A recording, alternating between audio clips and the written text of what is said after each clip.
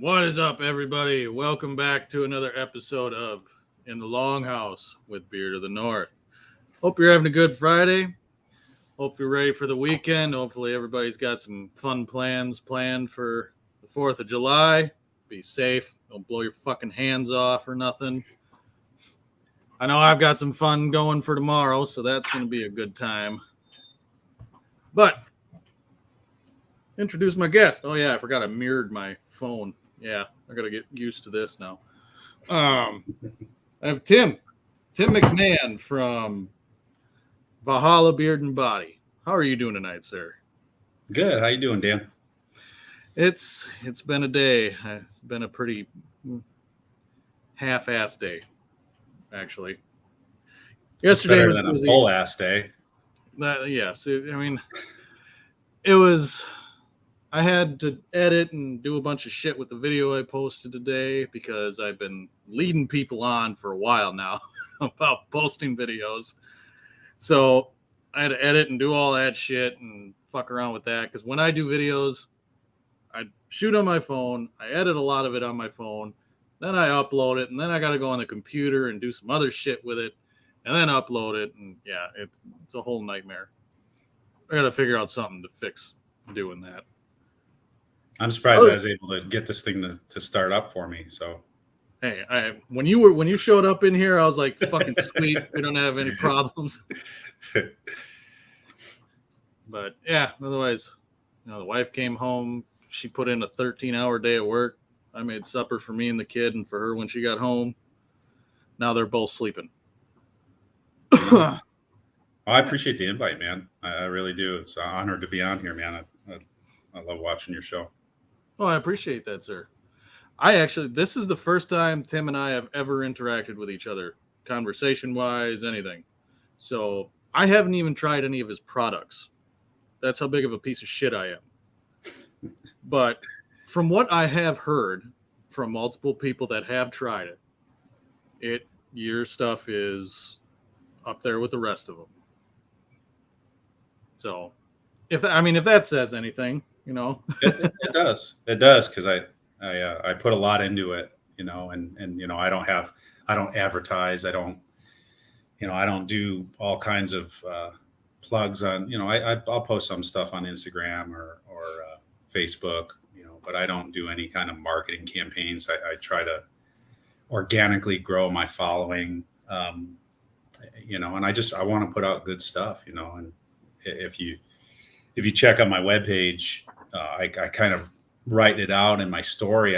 I built my whole webpage, which is one of those things that, like, starting off was the biggest anxiety of my fucking life was putting this thing together. Here I spent a year making soap, learning how to make soap, making variations of stuff, building beard products, testing stuff. And then it comes to, like, man, I think I could make some money doing this on the side and just produce good products and make it affordable for people. And, we'll get into that later on in the show where that comes from. But I got into the website, and, it's on Square. So it's a reasonable site. It's limited. It's not as nice as Shopify. Some certain things you could do, but you start off low budget and very low budget. All my budget went into the quality of my materials, my products, and my packaging was very simple.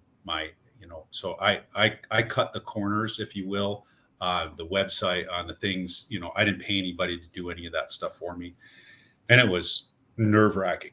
I had never built a website before. And as I got going, it kind of walked you through, and it was pretty cool. And then you change a view, and then all of a sudden it changed all your product's views. And it's like, oh shit, what happened there? And then I got back, figured that out. And then it got to the shipping. And on the lower plan, you don't have real-time shipping. So then you got to figure that out. And I almost quit. I honestly, and I'm not a quitter. I'm one of those guys. I teach my kids that you take everything to the end, man. Whether it's a good or bad result, you take it to the end. You go to the fullest degree, and you do what you got to do. And I almost fucking quit. I looked at. I finally said, I was doing this thing. I said, what the fuck am I doing? I'm not a businessman. I'm not. I'm just. I think I'm making good stuff, and I don't know what the hell to do. And I finally stepped back from it and did some digging. And so I ship primarily through, or actually exclusively through the post office. And there's certain packages that I do. I ship pretty much everything priority mail or first class. It's a little more expensive for me, especially when I offer free shipping. But it's easier for me to calculate that so people aren't getting screwed. So you and central USA aren't paying you know what somebody in New York is paying, or so I tried to balance it all out, and it seemed to work out okay. So just that shipping alone was a freaking mess, but I'm glad I I stuck bet. with it. Yeah, I mean, building a website and doing all that shit, I've never done it, and I can't imagine how big of a fucking nightmare it can be trying to get all that to link up and work correctly and stuff. So, I mean, at least you stuck with it, because then you wouldn't be getting your products out. You'd be doing some local stuff probably, but other than that,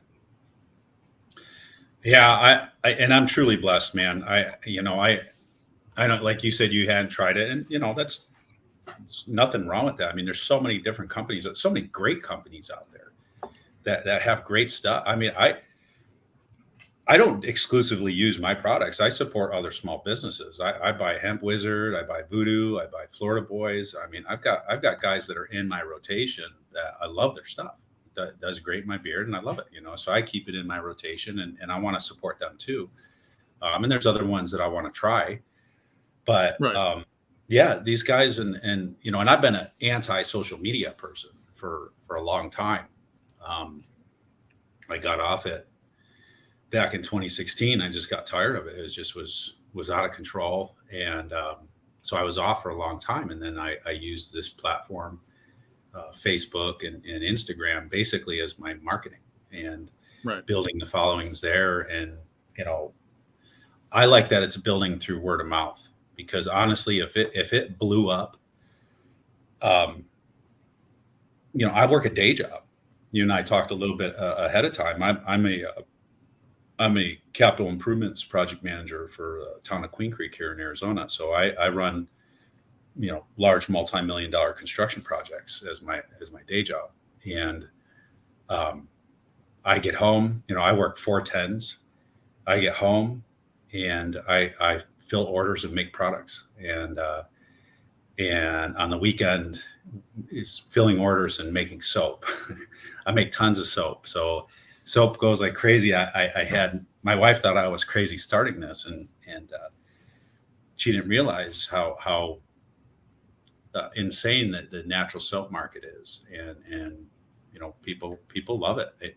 I'd started doing it because I have eczema, and it helps control my eczema to have, not using, big brand stuff that has all this chemical shit in it. Yeah, big brand dog shit. Yeah, yeah, exactly. It's I get that. I use I use regular Dove body wash and fucking Head and Shoulders for 3/4 of my life, and once I started down the all natural sort of lifestyle, I guess, in the sense of taking care of my skin and hair and all that stuff, yeah, you start to realize that it's a lot more than you really think it is. Some people, they look at it like, the people that go, well, you put shit in your beard. Mm-hmm. A lot of them are they have the one fucking bottle of shampoo that they wash their entire body with in their shower and call it good. But then they don't understand why their skin is irritated, or why their hair is brittle and breaking, and why their beard looks like a fucking wire brush. I've seen some of those. Yeah. I love some of those posts. Oh yeah, But this looks great. Okay. I suppose we should say hi to some of these assholes in here. Yeah, I'm seeing some familiar faces. Mike's in there. Yeah, I've seen Donald in there before. I'll start at the top and start making my way down, and we'll get caught up a little. How you doing, E? Aldemir? Walter, it was nice of you to be in here. Hopefully, if you watch it back, thanks for stopping in, man. Hope you enjoy the comedy show. Ellie, how are you doing? Good to see you tonight. Curtis. We got Mark. Mr. Mark Brown, how you doing, sir? Philip. This piece of shit. How you doing, Mike? Good to see you, sir. Evan. I'm assuming he's a buddy of yours. Yeah, he's one of the soap guys. Just did a soap review for me. It's nice. Okay. One. Thanks for stopping in, man. And Iowa New Type. He's new too. Thanks for stopping in, man. Yeah, another good dude I met through soap stuff. Okay. Mr. Gary Lewis, how you doing tonight, sir? Chris from True North. That's one I need to try. I apologize, Chris. I haven't done anything with True North yet to try, so I'm bad. Yeah, I see stuff about it. I've never tried it. And so, like I said, there's so many. Yes, there's so many. It's ridiculous. You'll go broke. Yeah. Oh yeah. How you doing, Nate? Buddy of mine. Thanks for stopping in, sir. Donald Long. How you doing, sir? Been a while since I've seen you. No, I will not give Vato a wrench. Mostly because I don't know how to do all that. And what you see is what you get right now. Russ Young. How you doing, sir? Thanks for stopping in, man. Tyler Evans. What's up, Thank Tyler? you for stopping in, sir. Some fabulous beards in these pictures too, I gotta say. Yes, there's a lot of them. Mark, how you doing, sir? Ken, good to see you as well. Hopefully you're enjoying your... Speaking of fabulous beards, look at that. Look at that. That's one. too straight. That's too straight. I don't know. I like straight. I actually do a straightener, so I gotta give him credit, man. See, almost like a Lego one, right? Where you could take it and set it off to the side and wash your face and then snap that baby back on. See, there's a lot of guys I know that they live and die by using heat in their beard, and I completely respect it. I've tried it. I've used two different heat brushes. One I bought when I first started my whole beard journey, whatever the fuck you want to call it. And then one I got from Aberlite. And they reached out to be, an affiliate for them and do a reel and all this stuff. And I said, sure, why not? I'll try it. And I said, I got to try it before I, push your stuff or make a reel or whatever you want to say.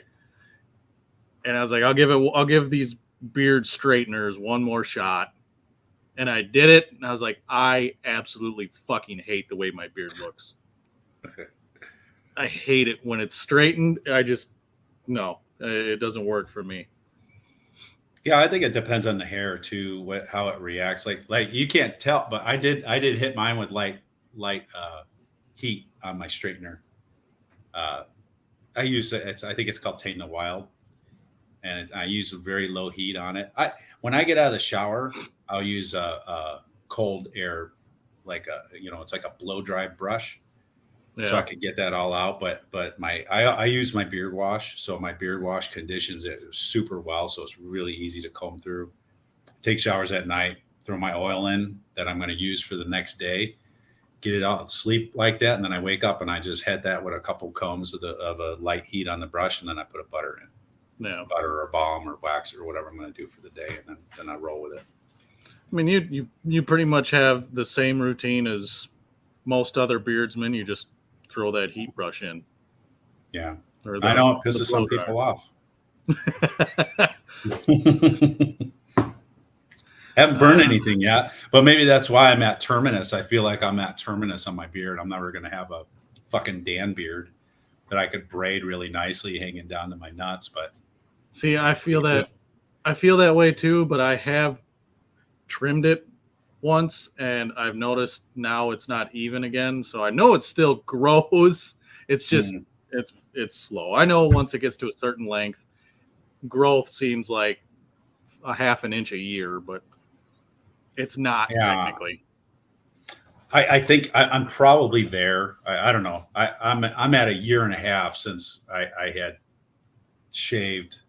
I can't remember why I did something stupid, and I went with tried to go with a long goatee, and and about a year, it was a year and a half ago, and then I just took it all down to like a shadow, let it all come back in even, and so there's a year and a half of growth. I don't know, it's maybe 6-7 inches, depends on whose measuring stick it is. Right. Yeah. But so I don't know. I might be at terminus because it's kind of bothering me because I get comments all the time. When are you going to stop? What's your stopping point? I said, well, I don't know. When I get it down and get a nice, when I can wrap it around my dick. Yeah, that's right. That's I could dry my ass with that, pull it through the other side, when I get out of the pool. But, yeah, and I'm on 4 years. So, wow. But mine grows super slow. It is very slow. What the hell is this? Yeah, I saw a couple guys that they posted, I just trimmed it down, and then like in 6 months, it's like, ooh, what the fuck is wrong with that guy? Some guys, it's well, we all know it's genetics. Like Vato, yeah. His beard is so wispy. If he uses heat, he looks like a karate sensei. With delayed voice when he talks. See, and then Mike, you have a literal fucking wizard beard. You wouldn't even want to straighten that thing. No, I could. He should just do it just to post a picture to see what it looked like. He probably looked like a wet dog with that thing. It's got a beautiful mane. I wouldn't want to straighten that thing either. Yeah, because his is as wide out as it is long, almost. So, yeah, I wouldn't want to straighten that either.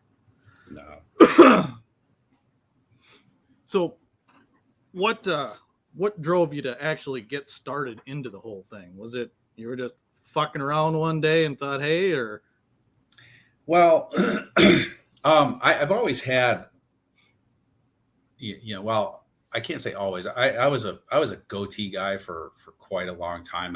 I'm 47, so I would say I was a goatee guy up till probably 40. And then I just started going beard, and I kept on experimenting in my business beard and my, it just, the itchiness was always getting there. So then I would cut it down because I couldn't get through it. And I wasn't using products. So I wasn't using anything. Yeah. And so then I started getting into stuff, and my wife would buy me stuff for Christmas, like, whether it was Duke Cannon or it was, Mountain Brand or some, not that there's anything wrong with it, but it's a store brand stuff. Duke Cannon's beard stuff is shit. That's what so getting into my getting into that, I used it was actually one day I must have got like the bottom of the barrel of whatever they made, and it was this whiskey bourbon, I don't know, scent or whatever, and I put it in my beard, and my eyes were fucking burning. It was the strongest scent. I tried to get through it. I thought, well, it'll just fade. I just put it in, and man, it wouldn't stop. I ended up washing it out. So I said, I gotta do something. So I started looking into the balms and butters and stuff. And it is actually the first thing I used that was, I guess, semi or more craft small batch stuff was Grave Before Shave. Okay. And I liked the way it felt. It was pretty good, but I'm like, man, this fucking thing's like $26 for for 2 ounce or something like that. And so I'm like, I'm not going to sustain this. And so then I said, well, you know what? I'm going to start making a few things of my own. I just started doing some research, and I started trying different things, mostly started with essential oils, and I just started making stuff, doing different blends, and found out a lot of research, what worked for me. And then, as I started going, I had people testing it. I had friends of mine, hey, what do you think of this? Oh, man, that shit's good. And so I just kept on going. And at the same time, the soap side of it. So I used to go like Whole Foods. I'm not the tree hugger type, but Whole Foods has some good shit there. And so one of the things they had was like a bulk soap section. And I don't know, I'm just like a soap weirdo with that stuff. And I would go in there and I would just go in just to smell the different soaps and stuff. And they had some that were just rough cut and everything. So I said, well, I'm going to try making that stuff. And so I spent quite a bit of time doing that. And then I got to a point where people were like, hey, this is, you know, people that were brave enough to test stuff. You know, I always tested it on myself before I put anything out. And then I would bring it in. People are like, holy shit, this is pretty good. And so I just started going from there and you know, getting into my price point. I didn't do enough research because I wasn't on social media. I wasn't exposed to the small batch market. I was always drawn to like if I was in Savannah, Georgia, and there was a street market, it was the local beard people stuff or the local soap. That's the stuff I would buy. I don't buy stupid T-shirts that hey, I was here. You know, I don't get that stuff. I get the cool shit. You know, if you look around my shop here, I got a bunch of cool shit from a bunch of different places, unique stuff. Yeah. And so, you know, I from what I saw with Grade Before Shave, and I'm not picking on them by any means. I think they make decent stuff, but I was like, okay, well, I'm going to stay a little bit under them, but I'm going to be above the department store brand carried stuff. And I always looked at it as my dad. I grew up poor. You know, my family didn't have much. My dad worked 3 jobs, and he. And we could get into this later if you got follow-up question, but he was killed when I was 16. He was killed by a drunk driver, but working a 3rd job. And I always looked at it, that my dad wouldn't be able to afford a $20 beard oil, Right. Even if he wanted to. And my dad wouldn't be able to afford this. So I'm legitimately look at it as I enjoyed making the stuff. I love doing it. It's a form of meditation for me when I come out and make soap or mix a new scent or listen to my metal or listen to whatever I'm listening to get away from the stress of life, of my job, sometimes family. And I can make a product that I feel is a premium product that someone like my dad could afford. And, you know, so my beard oils are priced at $13. I might eventually have to go up to 14 because the way shit's going in the country, but at $13 a bottle, I think it's a good price for you know, I spend a lot of time on my formulas. My butters took a long time to develop to get it the way I want it. They're smooth as hell. My oil blends, I don't get super exotic. I don't do bird oils, which is just a preference of mine. I know a lot of guys like it. You know, I use what's tried and true. You know, I'm typically 5 in my blends. Some have 4. Some, you know, it's 4 to 6 in my blends. But I blend them well so that for different viscosities. And my beard wash, my beard wash is my favorite product, and everything is handmade. So my entire lineup is I make every single thing. I don't buy any prefabricated stuff. And again, there's nothing wrong with that. It's the art of doing it and the passion of doing it, which is awesome for me. And so my beard wash, it was about 6 months in development for the formula. And when I first had a couple guys try it, I didn't thicken it. So it was more liquidy. And man, it lathered like hell. It was like fucking crazy. Like you look like, you know, Santa Claus in a bathtub. But I'm like, man, it pours right out. And not that there was anything wrong with it. It just wasn't the consistency that I'm very picky. I'm almost like Rain Man when it comes anal about your shit. Oh, big time. And so then I went and I got some, a thickening agent and I added it and started messing around with it. I'm like, man, this is it. And I had people start trying it and people are like, man, this is good shit. And now, I love it. It's my favorite product. I got people, I have women that buy it for shampoo, you know, and because the added conditioning effect, I guess people call it a co-wash. It's lightly stripping and super conditioning because I have added oils and stuff in it, but it's just fun. I mean, just the entire art of it.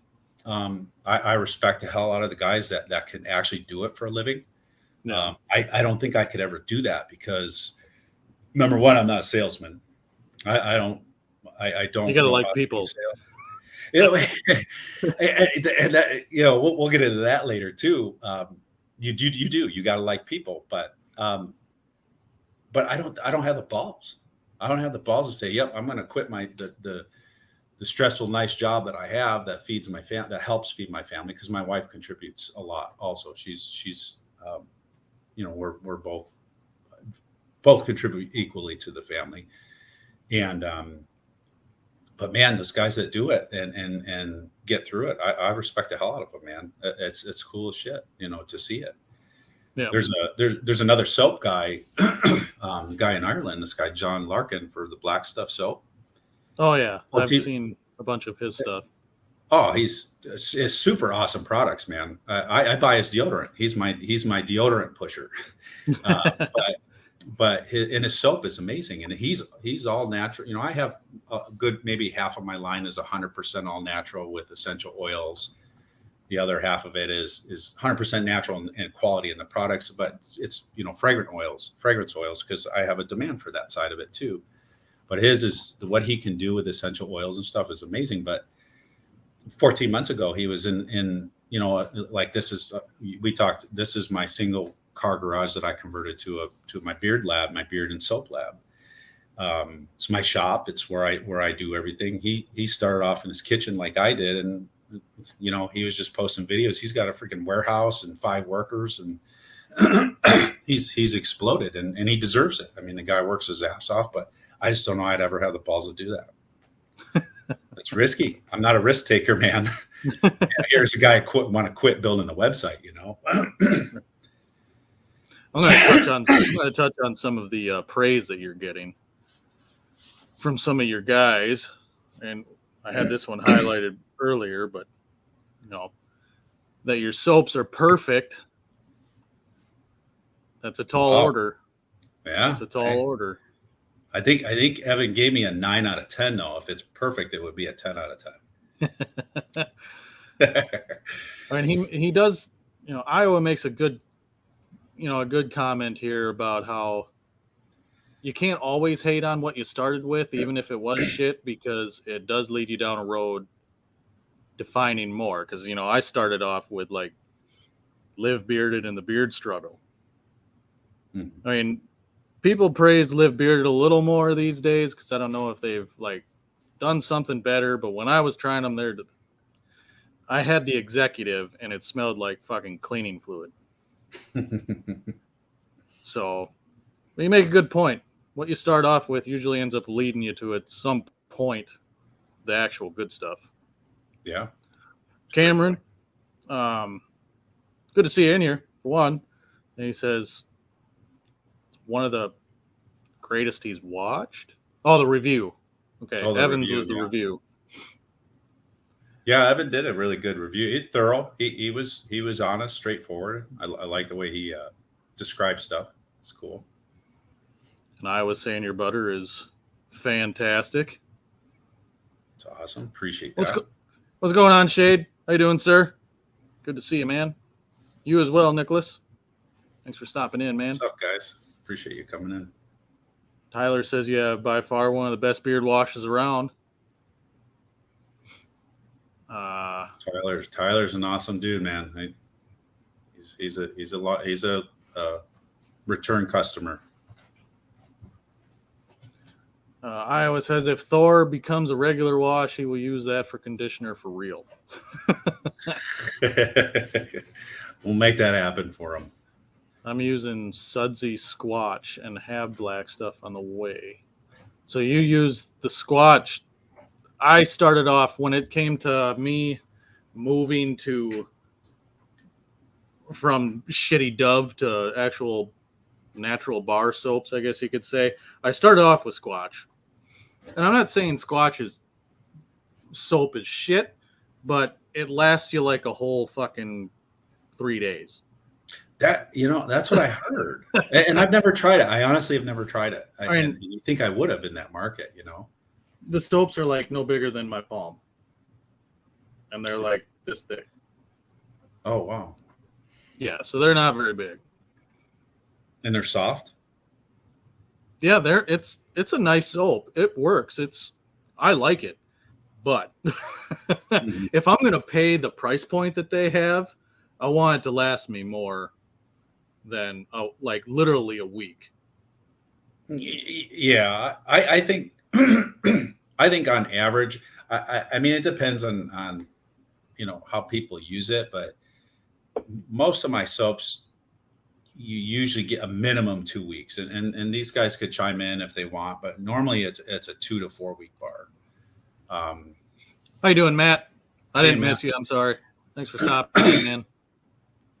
But that was a part of the part when I developed the formulas. Each one of my formulas is a little bit different, and when I developed those formulas, hardness is one of the things I shoot for. So it does give a longer lasting bar, and you're trying to balance all that stuff as you're depends on what you're putting in it. True. That's very true. Yeah, they don't last at all. Yeah, exactly. They don't last very long.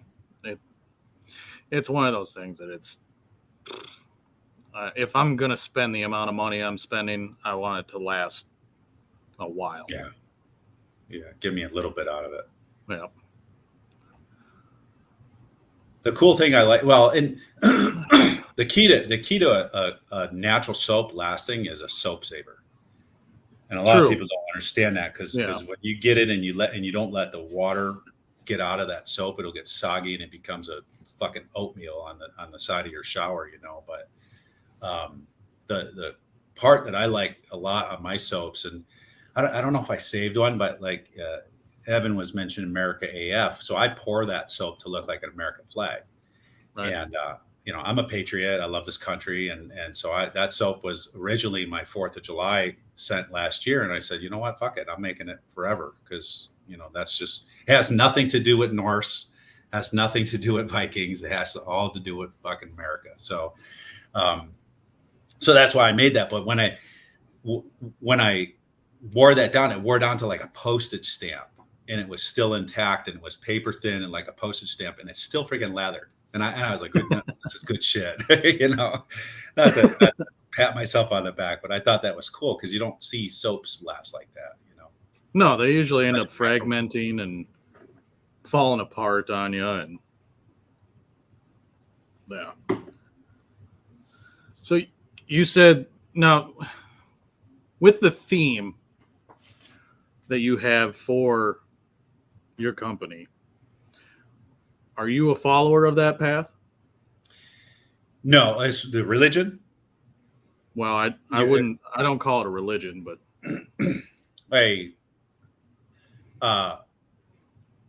no. I grew up. Well, I grew up Catholic. So I was raised Catholic, so yeah, I went to Catholic school. I can't believe I never was expelled from there for the way I acted as a young man, teenager, boy. I got in fights all the time growing up. That's the kind of person I was, and so I grew up Catholic. When my dad was killed, it turned me really, really hard to the darkness. The biggest thing that happened to me, because it was 16, so I hadn't really experimented with pot, acid, alcohol. I hadn't touched any of this stuff, and so my dad gets killed, and I'm immediately plotting to kill this guy, right. Which for a long time I had all this stuff, and I'm glad, and I say by the grace of God it didn't go through. I left that day that we learned. I started to leave the house with my dad's shotgun, and I don't even know where the fuck I'm going. where am I going to go? I'm going to go find and go hunt this guy down in New York, and didn't even know who he was at that point. And, my mom was freaking out and everything, and finally came to my senses. But as time passed, we learned who he was, and I knew where he lived. And, I had some in New York, you got a lot of, I don't find it as much out here, and it's no knock on Arizona. I've lived out here longer now, but some of the guys I grew up with, they would step in front of a train for you, and that's how I was. That's how I grew up. I would take a bullet for a lot of my friends, closer to me and my brothers than my actual family is. Right.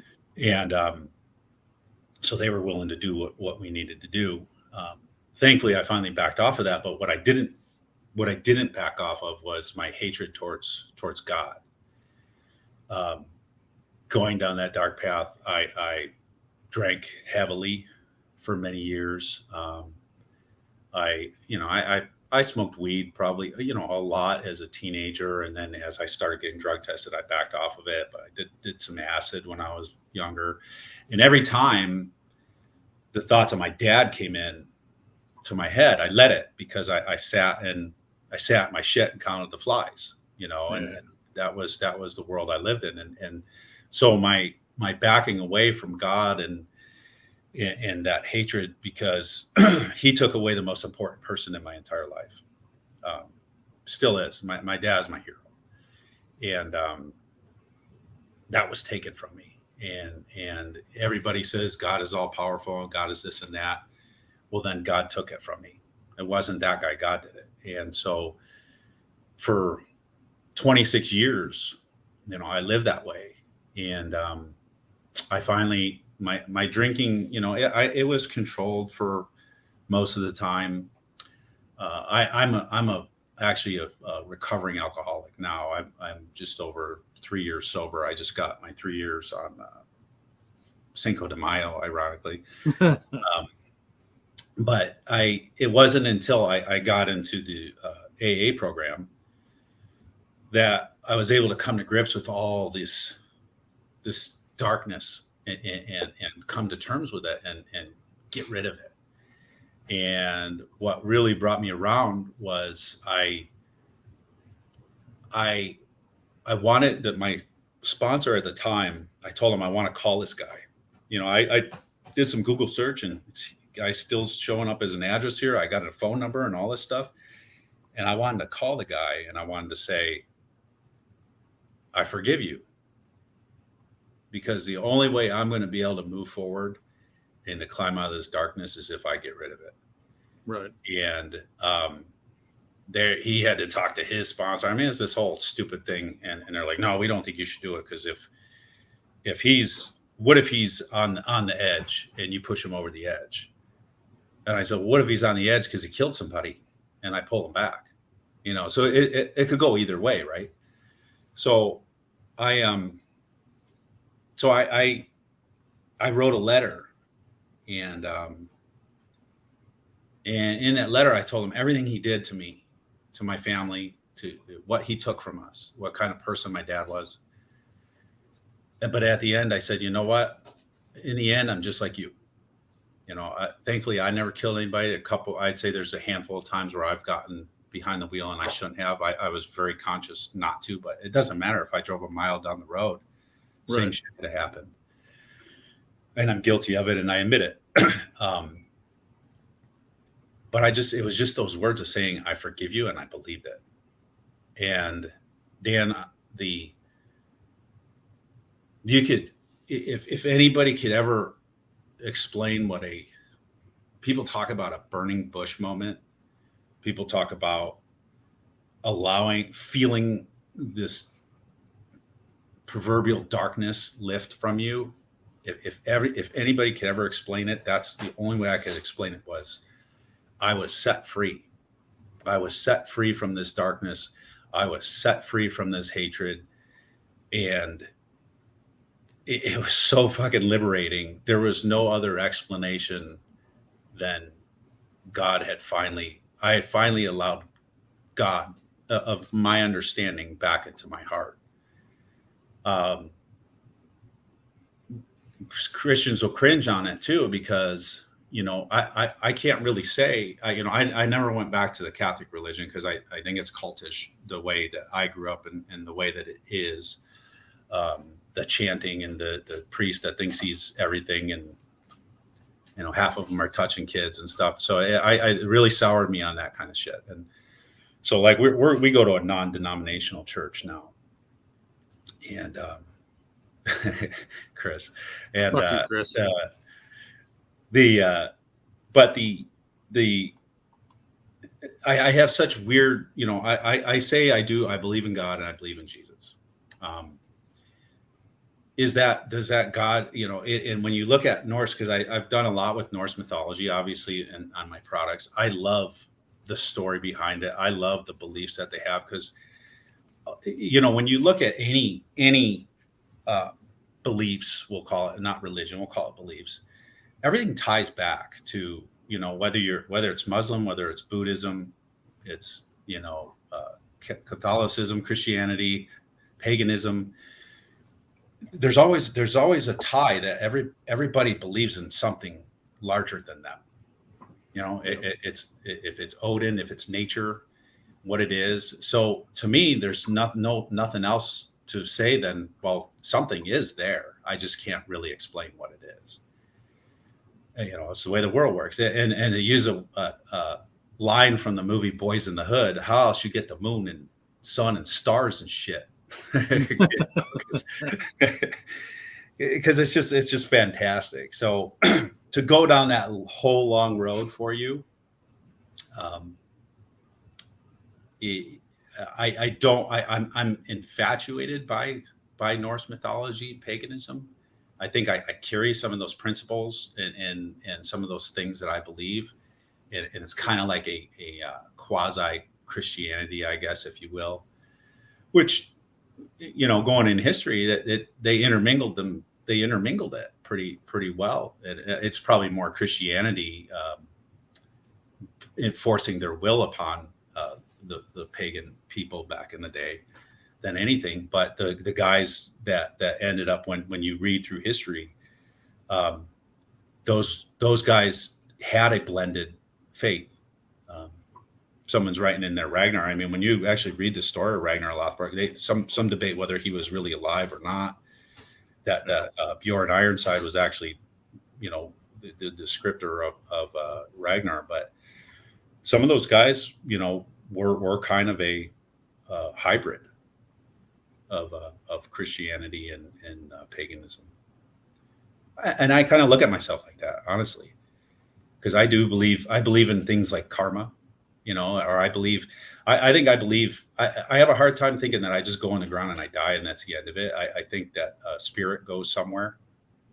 And, like I think it's in Hinduism, they believe that if you were a shithead in your life, you're probably gonna come back as a cockroach. If you did some pretty decent things, I might be a dog. I love animals. So I'm hoping that when I die, I come back as a fucking eagle or something, not a rabbit. So I'm prey, but you believe in reincarnation too. Yeah. Yeah. And that's, man, that's something you don't want to say out loud in front of some Christians. But when you look at the story of Jesus, that's reincarnation. Yeah. Died and then he rose. Yeah. But see, for me, I poke holes in shit a lot, and even in my own belief system too.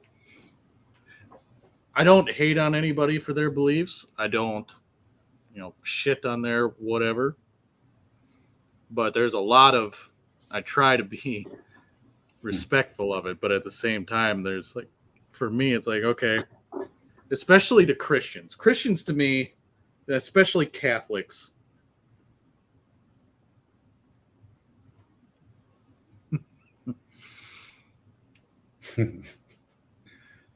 the easiest way I could say it is, couldn't you have been original when coming up with your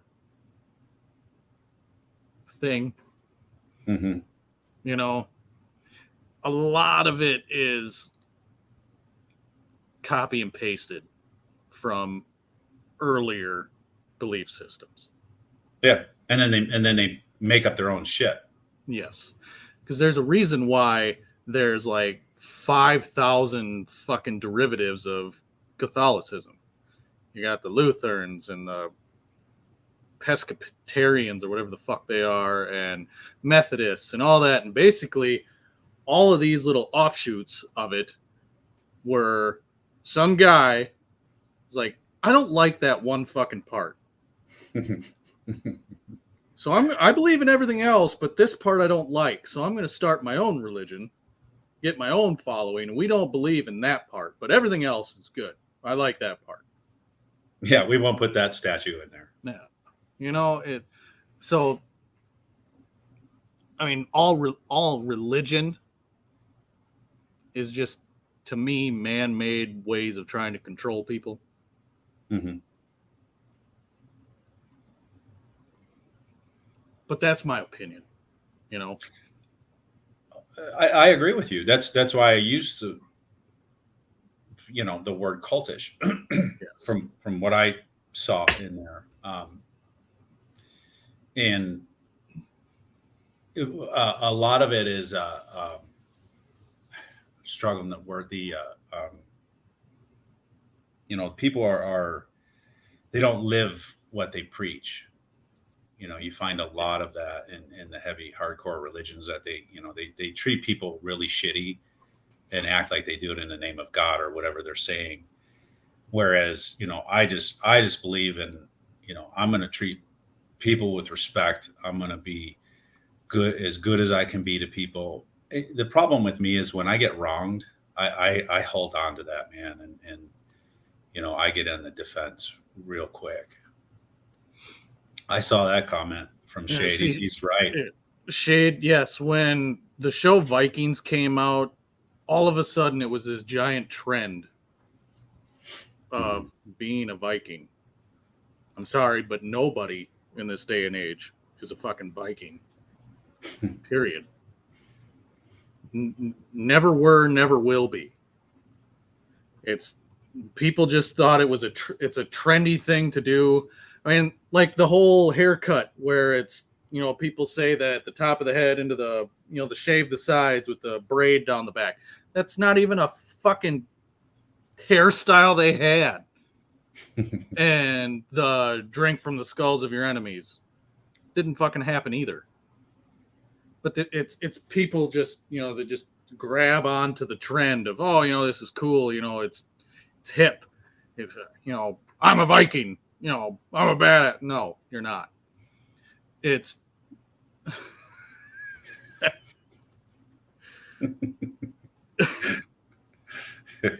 yeah. Yes, that is true, Ken. And Viking wasn't the name that these people had. Vikinger was a job. It was a thing they did. Exactly. They were tradesmen. They were tradesmen. They didn't necessarily go out looking for blood all the time. It was they would run low on whatever resources they needed or wanted, and so they would leave, find other places, and if they couldn't make reasonable trade deals, they said, "Fuck you, we're taking it anyway." So at least they tried to be nice. Survival. Yes. Especially look at where they lived. Scandinavia was mostly wintertime with a little bit of summer in there where you could grow some crops for a while. Summer with slush. Yes. So it was, they had to make their means somewhere else, some other way. And, everybody, Norse, all that stuff, it's all Germanic people. Especially, you got the Danish, the Swedish, the Finns, all them, Swiss. It was in that area where the Scandinavia was mostly at. Germany, where Germany is now. That's why they were called Germanic peoples, Germanic tribes. Yeah. And then you got the Celts, which actually is what I am more of.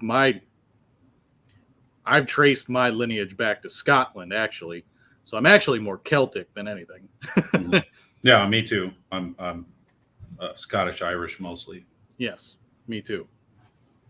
So it's Aldemir. ah, sorry, He just bursted his bubble, man. I didn't mean to. What's going on, Corey? How you doing, sir? What's going on, man? Thanks for coming in, man. Surprised you're not playing League.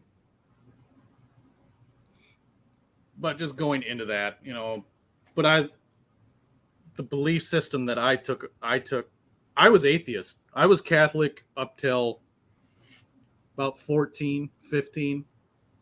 And then after that, I was atheist up till 5 years ago. Hmm. What happened to me at 14, 15, I was like, there ain't no fucking God. Not with this shit. So Yeah. I spent the majority of my life not believing in anything. And then it was shortly after my daughter was born, I had an experience that has led me down the path that I'm going now. So let me ask you about that. I'm gonna play host for a second. Um, what I try to explain to some young people that are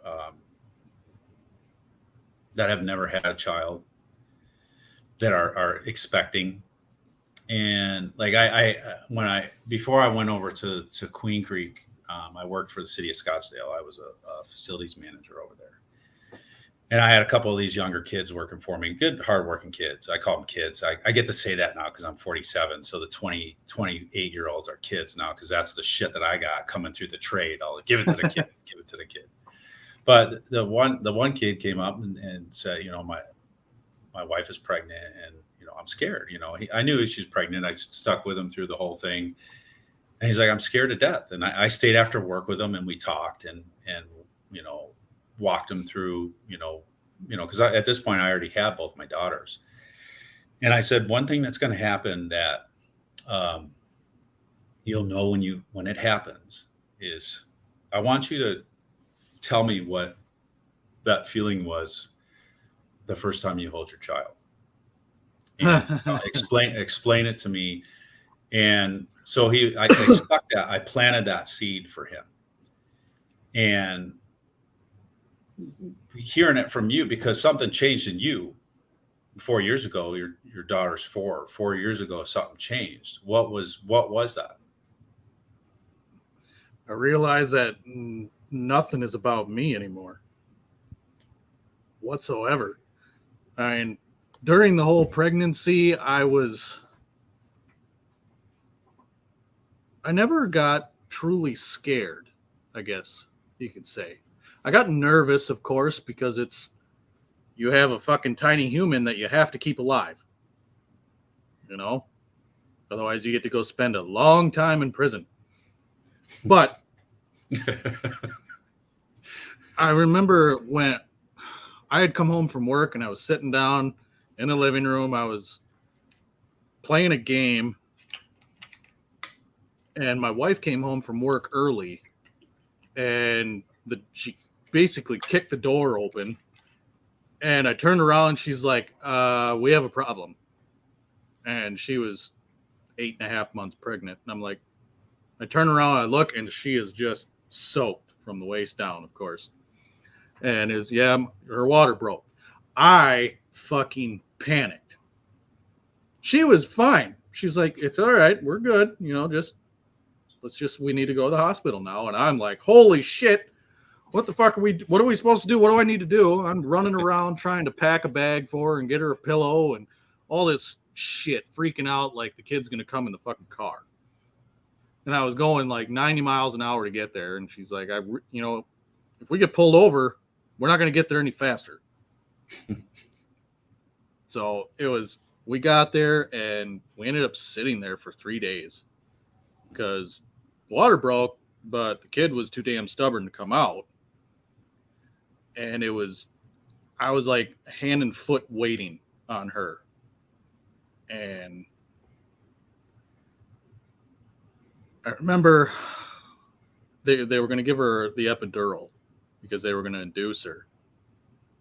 And they had her sitting up, and they were going to put the epidural in. And she's like, I have to lay down. I have to lay down. And they were trying to put the epidural in, and the nurse is like, and she went to go lay down, and the nurse is like, no, no, no, no, no. And I came around the end of the bed and looked, and it was like, the kid's coming right now. You don't have time to put that fucker in. And the nurse noticed too, and she's like, holy shit, I got to go get the doctor and whatnot. So she ran to go get him, and I was on one side of my wife, and her mom was on the other. And probably the closest I'll ever get to experience childbirth was through her squeezing my hand, because all 4 of these fingers were just black and blue and bruised. She squeezed so damn hard. And yes, I watched the kid come out. I know a lot of guys are like, nope, that I don't want to watch that because it's going to ruin it for me or whatever. Grow up. But the kid came out, and the first thing I thought was, please cry, you know. Mm-hmm. And then she started to cry, and the doctor we had, he was our family physician, you know, so I was very comfortable with him and whatnot. And he's holding her, and he says, do you want to cut the cord? And I was like, this is like that moment for the dad, you know, this is that moment. And I was like, yeah, of course I want to. So I cut the cord, and it's like, they had to take her to do a surgery because something happened with the placenta. So they took her to go do surgery, and they took me with, you know, my daughter's name is Rhea, and she was a whole fucking 5 pounds. And being in there, just looking at her, it's like a switch goes in your head. That it's like nothing in my life is about me anymore. You know, it's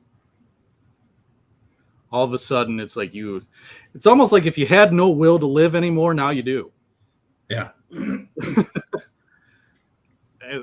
Absolutely. It's one of those things that it's the first time you hold them, and it's like, holy shit, we made you. You know, miracle. It's one of those. It's one of those things where it's hard to explain. I know it's just the chemicals in my head saying, hey, you're a dad now. You have to take care of this, you know, make sure it survives. The animal part of my brain. Because I have a feeling I know where you're going with this a little bit. But I would never say God had anything to do with it. Yeah, not for you, but you know, right. But explain what you're explaining is what I was after, because when you hold that child for the first time, I love the way you put it, that I'm responsible for this life. But at the same time, you can't explain, because I've never loved anything more than I loved that child when I held that child. That energy of that child, the love of that child that went into my body when I held her the first time, there was that fear of, exactly as you said, I'm responsible for this child. But then there is that love of like, holy fuck, I cannot believe that I cannot believe this. And you just can't, trying to explain that to somebody that's never had a child is really hard, because it is a real feeling. For me, it was at both of my daughters, and I was so excited that I got to experience that again. And to what you said, you know, the way I look at it, for me, was that that God had handed that, you know, the way that I believe that God had handed that responsibility of that child to me. Right. And that was that power that had gone through through this child to me. Because to spin off that with, you know, I said I love animals, You know, my dog, I could, you know, I talked about killing that guy that killed my dad. I don't hunt, not because I'm against it. I'll eat the shit out of a steak, but I just couldn't look an animal in the eye and put it down for if I had to survive. Absolutely. Absolutely. But my dogs, for example, I love my dog. My dogs are everything to me. And I think it was it's like 2 years now. Right when I started sobriety, when I was in my sobriety in my first year, I had to put my dogs down, 2 dogs within 2 months of each other. They're brother and sister litter, and holding them, I had that same exact feeling that I had. Oh, well, very similar to holding my daughter for the first time when I felt their last heartbeat, and they had passed in my arms, and it was just like that emotion, you know. Like you said, it's your brain, you know, dopamine putting that stuff in you. But I believe that love is real. And right. Yeah, I'm not saying that love isn't real or nothing. It's like I said, I don't hate on other people's belief systems and how they view that type of stuff. You can explain your feeling and I can explain my feeling, and we can be mutual agreement on it. You know. Oh yeah. I saw some people that hopped in while I was ranting. Yeah, I saw ants in here. Yeah, Chris Perez, Mr. Dad Joke. What's up, Chris? Anthony, how you doing, sir? What's up, Anthony? Good to see you guys. You want to talk about Super Dad? There's Super Dad right there. Yeah, no shit. Yeah. Of course you did, Ken. Oh. I'm sure she loved that too. Just think of brownies, right? Rich and moist. You just went back to sleep, Ellie? Sounds like Ellie and your wife are both badasses. Oh. Hey, Stu, how you doing, sir? Yeah. Not great comment with Stu too. Make a placenta stew.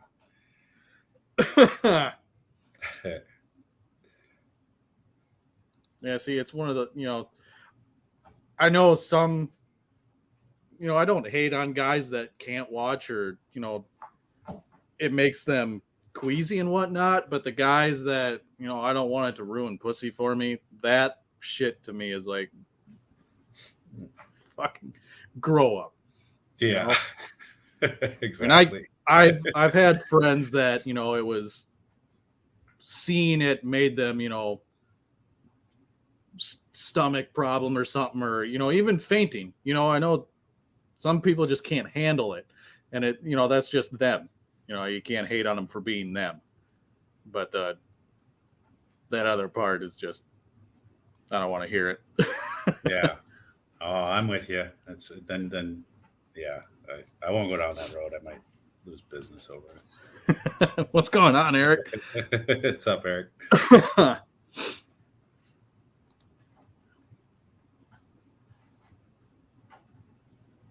See, yeah, wow. Shit.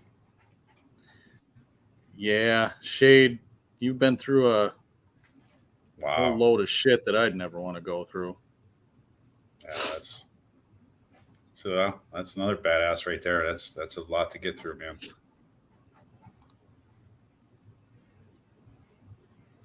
Everyone has their own experience. Yes, it is true. Everyone has their own way of looking at stuff. I get it. Yeah, and you know what I love about this group, this community, for the most part, people can put it out there and respect one another. And you go out in the world and I say something and you're a fucking you're a piece of shit, or you're a racist, or you're a religious, or whatever it is. You go out into the world and you can't even have a healthy disagreement or express your opinion. And you get into a space like this where there's good people in here and we share. You believe in something and I believe in something.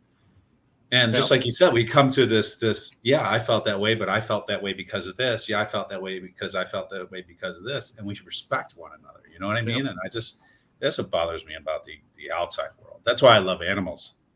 Animals are 10 times better than people. Flat out.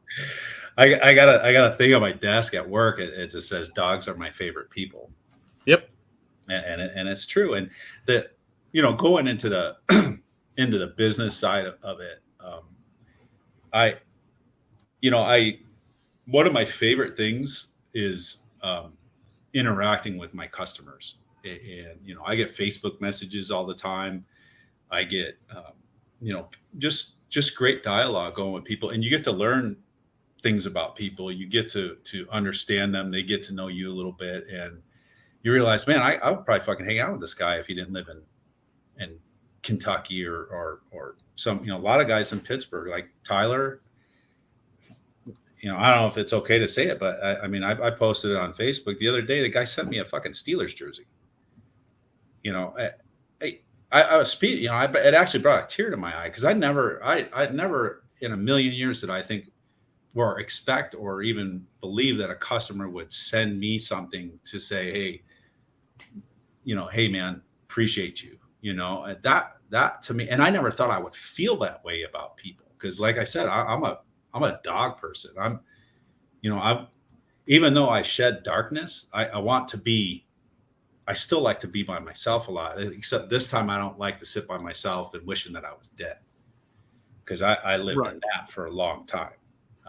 It wasn't just darkness away from God. It was, I just don't want to be here, because I'm divorced. So there was problems with my ex, and I had half custody of my daughter. And I always looked at myself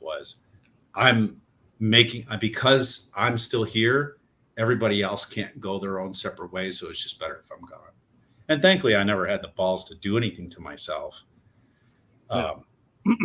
But since, and alcohol didn't help that. Alcohol always drugged me down that road. Since I've been sober, I haven't thought about that once. And you had said, what happens is the selfishness of that whole thing. Because I do have two children that need me, my daughter's 20 and she lives by herself or lives with people and, in college and stuff. But you know what? The selfishness of thinking, if I would have done something to myself, what it would have done to those kids, and what it would have done to my wife probably would have been happy about it. Just kidding. Just kidding. No, but just to see what that could have done and what that would have done. You learn real quick how selfish you are when you get sober, and the things that you try to do change.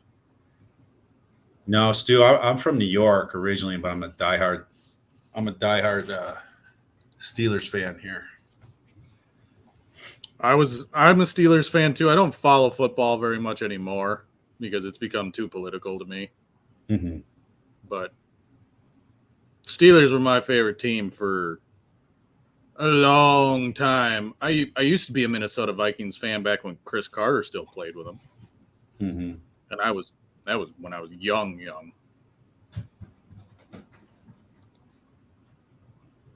There you go, Cameron.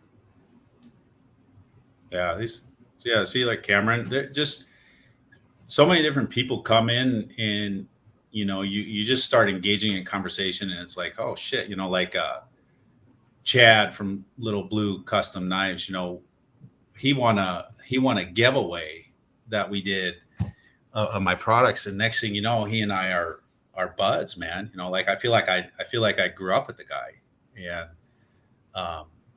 he made a custom knife for me, scribed my sobriety date on the spine of the knife. Just such cool shit and cool people that you meet. That is, so it is very humbling, and feel very blessed sometimes when you see that. Have a good night, Iowa. Thanks for stopping in, man. Thanks, man. Appreciate you, bud. Social media is such a double-edged sword in the sense of that, it's big time. I don't want to know about everybody's fucking business 24 fucking 7.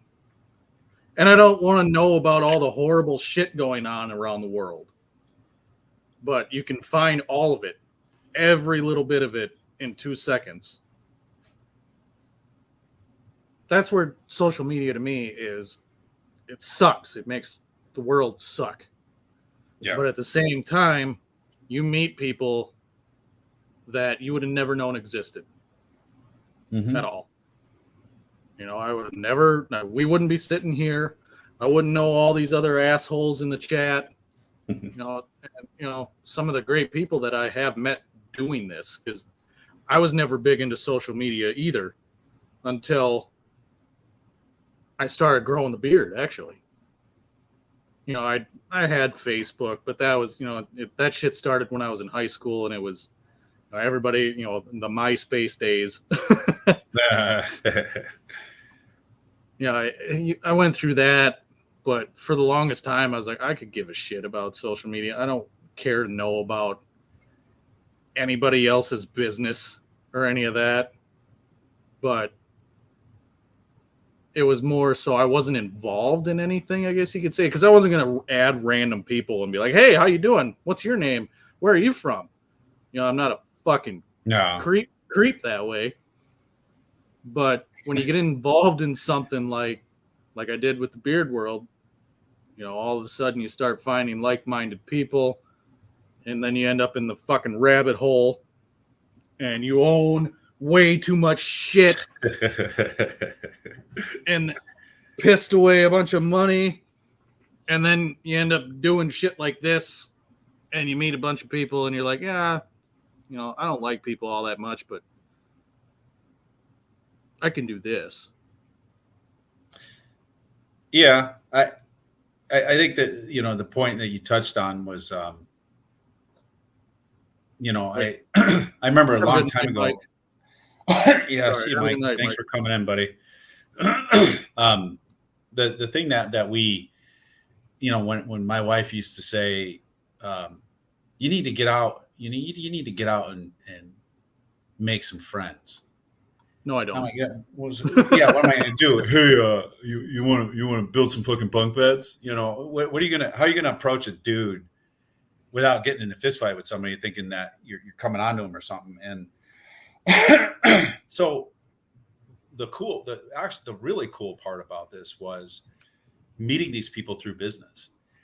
And that's why I treat the business the way that I do. I give free shit out all the time to people. I'll toss something in here, something in there. Sometimes I don't, you know, sometimes I just fill an order. Sometimes somebody engage with me or whatever we do, you know, and I just do it. I don't make a ton of money on this. I mean, look at my price points. I make enough to get by, have a little bit extra so I can buy more stupid fucking beard products and Viking axes and knives and shit. But, you know, it's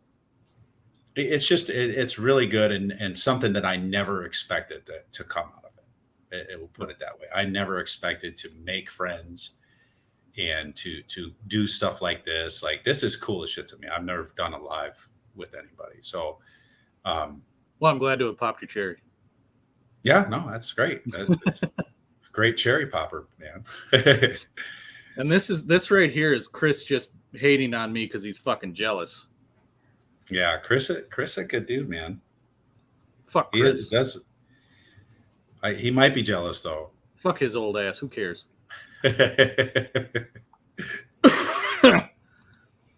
Corey, you have been part of some of the most rage-inducing moments I've had in a while. A couple of them you started. Him and I game together, and we play League of Legends together, and it's one of the most frustrating, rage-inducing games ever.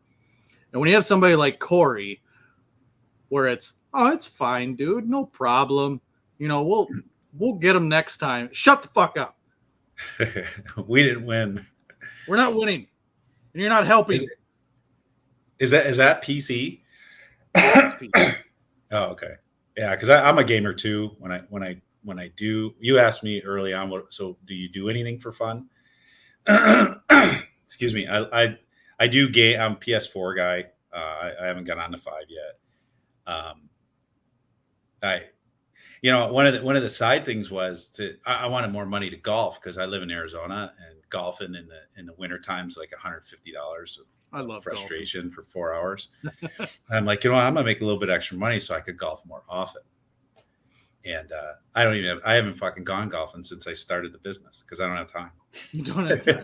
Between work and I want to make more money to go do what I want, but I'm always at work, so I don't get to I do what work I 7 want. days a week. I literally work 7 days a week. And but the one thing I am planning right now, and I'm gonna go. It's a bucket list thing of mine. I am a fisherman. I love fishing. I love outdoors. I've never saltwater fished, but so I grew up on freshwater. I actually grew up fishing for living in Western New York. I grew up on northern pike and walleye and things like that. And so me and one of the guys that I go every Saturday morning. I go to AA meeting, so I go to one AA meeting a week. And one of the guys in there, we went fishing a couple weeks ago to the Black River in Arizona. So it's my sacred spot. I told my wife when I die, burn me and throw me in the river. Well, she doesn't like driving, so she'll probably get up to like Circle K and just let it go out the window and say that she put me in the river. So, which is Here fine. you go, Tim. It's good enough. Here you go, dickhead. But yeah, we went. It was the first time I had gone up there sober in 3 years, and it was a great experience. And we got to talking, and we said, hey. We're going to he and his son have gone up to Canada multiple times, like 10 times.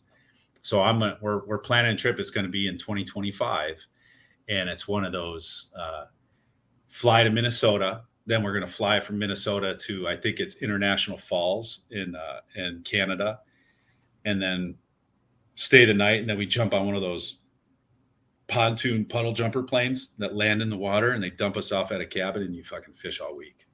The amphibious or whatever, amphibian plane or whatever.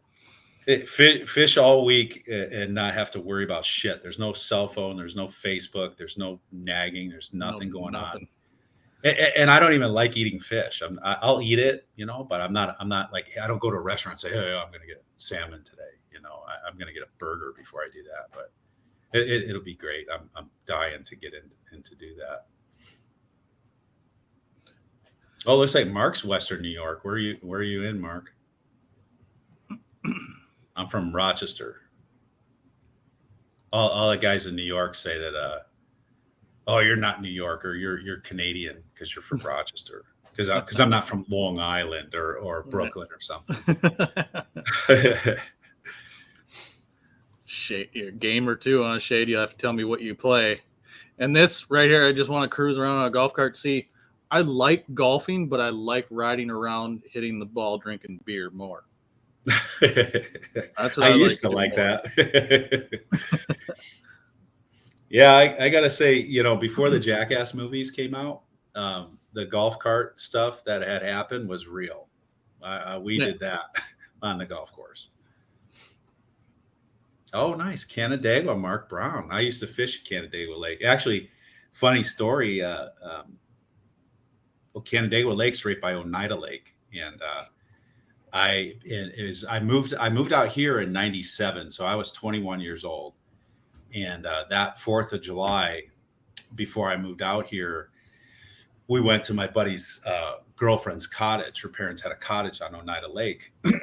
And it was a tornado watch. And he had these really nice wave runners, and we went out. And we were jumping waves and stuff. And there's 7 to 9 foot swells on a lake.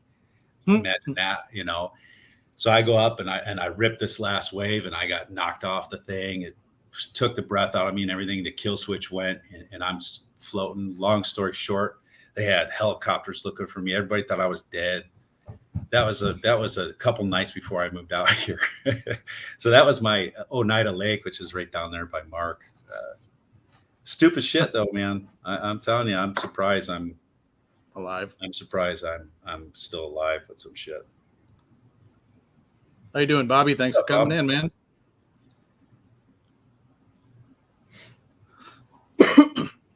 Yeah, we're working on with Bobby and Mike. Mike had to leave early, but we're going to announce it here in the next couple days. But we're working on a little collab thing for autism, and it got brought up in the beer group that hey, we should do something, and it was Bobby that brought it up, and said, yeah, fuck yeah, I'm in. Mike had already jumped in. Mike is such a good dude from Hemp Wizard. Yeah, Mike's a guy good is dude. so, man, I'll tell you what, that guy, the guy's legit good person. And so, we jumped on, we just started talking. Next thing you know, we're fucking throwing cents to each other, and came up with a profile, said, hey, this is what I want to be like, is for his son, not Bobby's son, and so we're like, well, fuck yeah, what is he like? And we start digging, what kind, what do you want it to smell like? What is he like? So me and Mike ordered everything. We sent, here's our, here's my idea of what I think your profile is. And I sent a couple samples to Mike and Bobby, and Mike sent his, and just turned out freaking great, man. And so we're gonna be dropping that here pretty quick, and we're gonna do 50% of it. The proceeds go to autism. There's in Pittsburgh, Joey Porter. He's a ex Steeler player. His I think it's his daughter had autism, and they started a foundation there. So we're gonna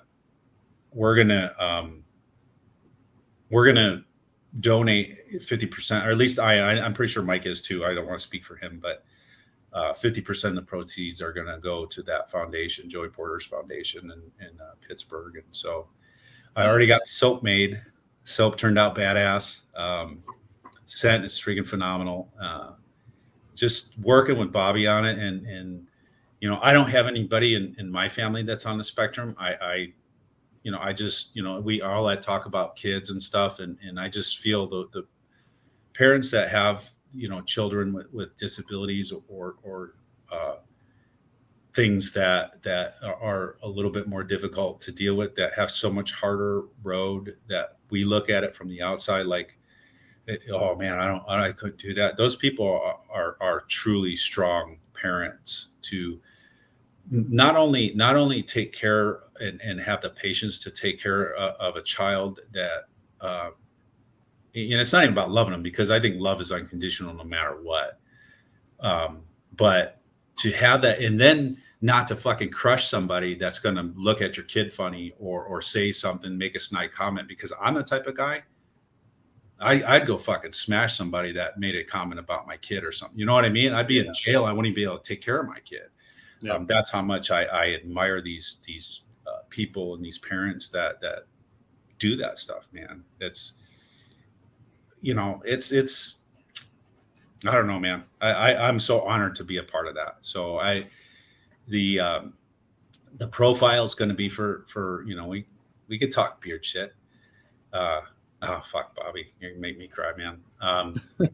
We you know what? Fuck it, I'm gonna show it. Can I show it, Bobby? Fuck it. I got my bottle here, so I made special labels for it. Bobby's son's name is Luca, so I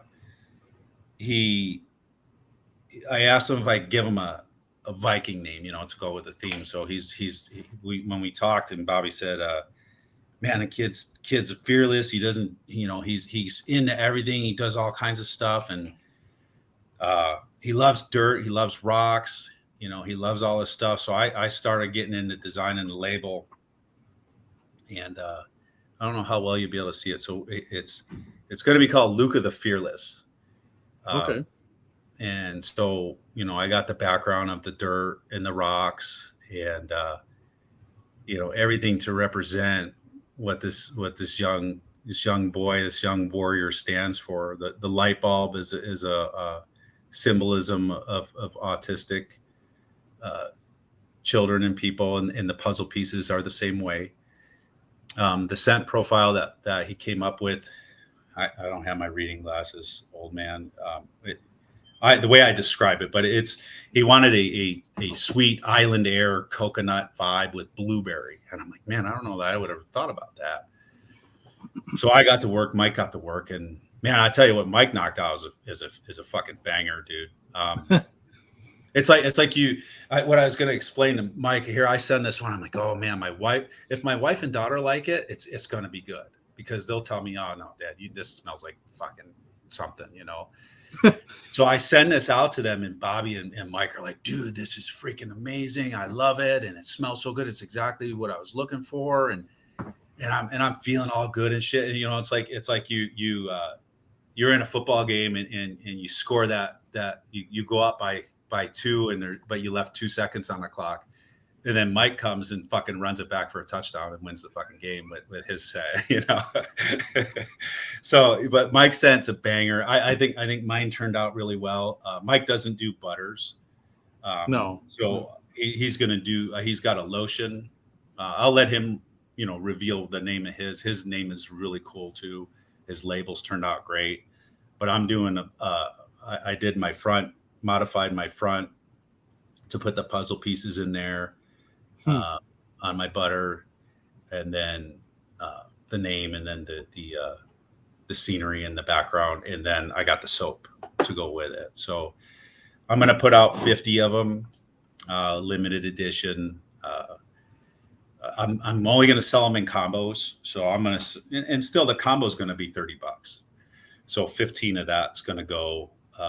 I'm basically donating my time and my profit off of it. So. Right.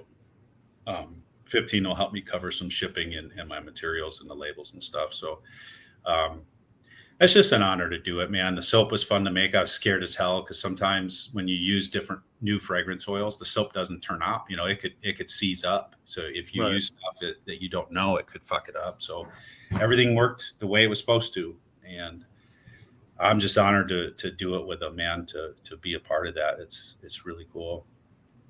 That's a great cause. It is. It is. Hey, Becky. Hey, Scott. How you guys doing? Jeez,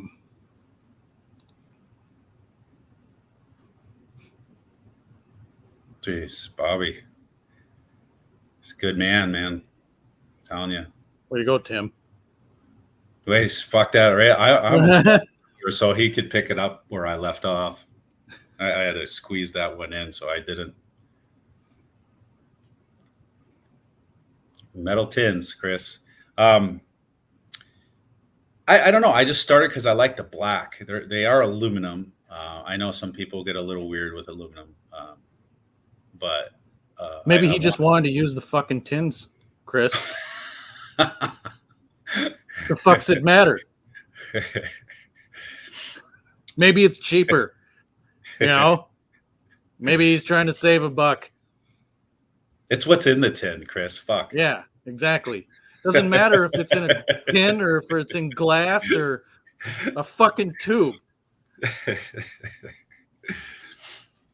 No, I like the black. The black is what really brought me to it, and so I stuck with the metal. I see some of the guys that use the plastic, and I kind of like it. Well. Evan, the scent profile is basically it's an island air vibe with sea salt, little caramel, blueberry, and coconut. So it's really a unique blend. And the way I put it together, I do have a little bit of Chris, I do have a little bit of a cologne vibe in it, but it's not as prominent as you pick up the blueberry pretty quickly. You get that sweet and saltiness to it. It really did turn out well. I'm not trying to pat myself in the back, but it did turn out well. And most importantly, it got it passed. It not only did it pass the scent testers in the leadership here of the girls. It passed Bobby's leadership there of his wife in his house. She really enjoyed it, and most importantly, his son did. He put some in his son's hair, and his son loved it. He said so. That was fucking cool as shit right there. When he had passed that on to us and let us know that. Yeah, I have a dog wash, Ellie. It's called. You might get a kick out of this. It's called Fenrir, and I think we all know who Fenrir is. Fenrir of Benrumia. Everybody's like, "What the fuck is Benrumia?" My dogs' names are Benito, Rooney, and Mia. So it's a dog wash. It's similar to my beard wash formula. I will say that I have used it in my beard because it's cedar wood and lavender, very light essential oils. It's completely safe for dogs. And lavender and cedar wood, and definitely way less than I would put in the beard, because you have to be more cautious of the dog's skin underneath, because they need oils on their skin. So that's why it's not a stripping. I didn't use as much coconut oil in that recipe, in the soap recipe. So I dialed that down there, so it doesn't lather as much. But man, I'll tell you what, when they're done, they're dried off, they're silk. They're silk, and I love it. It works really well. I have a dog soap too. It's just hard to wash them with a bar soap. I've done it, and it's done the same thing. It doesn't hold the scent as well, so I ended up going to the liquid. I enjoy it, and I had to do something for the dogs because I freaking love animals. Yeah. Again, we got a couple of questions here. Evan asked a release date. Yeah, it's, I believe, for right now, and Bobby could probably chime in. Luca's birthday is the 12th of July 12th, and I believe that's the date that we're going to release it. Okay. My soaps will be ready. My soaps will be ready by the 11th, so it actually worked out really well. And then Philip asked if there was 2 scents or just one. There's 2. There's one from me at Valhalla, and then Hemp Wizard he's going to have his scent as well, and he'll have 2 scents his from 2 different companies. Yeah, he'll have his in a lotion and his oil. So Shade, that answers your question. It is a terrible towel, Eric. You got 2 Steelers fans here on the. Oh my God, I didn't even know that from Eric. You got 2 Steelers fans here on the screen. No wonder why he doesn't buy anything. He's a fucking Ravens fan. I love you, Eric. Oh. Even though, man, that's a tough one to swallow right there with Eric. Oh. Imagine you would say this, Chris. Imagine that. I noticed that one. That's a good one, Chris. That might be on one of your better side ones there. I like that one. Chris, he botched it. Fuck's sake. Use Google before you decide to type something then.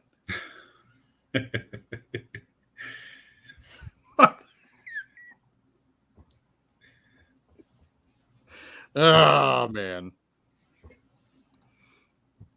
So, you said you listen to metal. Mm-hmm. Now, I get kind of uppity about this, because when I hear somebody says they listen to metal, I got to know what metal. It's not going to be as hard as your metal. Okay, well, at least you'll admit that right away. I'll admit that. Probably the hardest that I'm Parkway Drive is one of my hardest. Slipknot's there. They're I consider it metal, but it is metal. It is. It's just it is. But you're absolutely right. There's a definition of metal, and some of that I can't. It's just too hard for me. I got to be able to get something on, like Parkway Drive. Parkway Drive Vice Grip. That is one of my favorite songs ever. And this is exactly what I go for when I hear somebody that and it's almost like I feel bad because it's like I'm judging immediately when somebody says they listen to metal, because if they fucking say this Five Finger Death Punch, I would have just been like, no, and fucking kicked him out of the stream and left.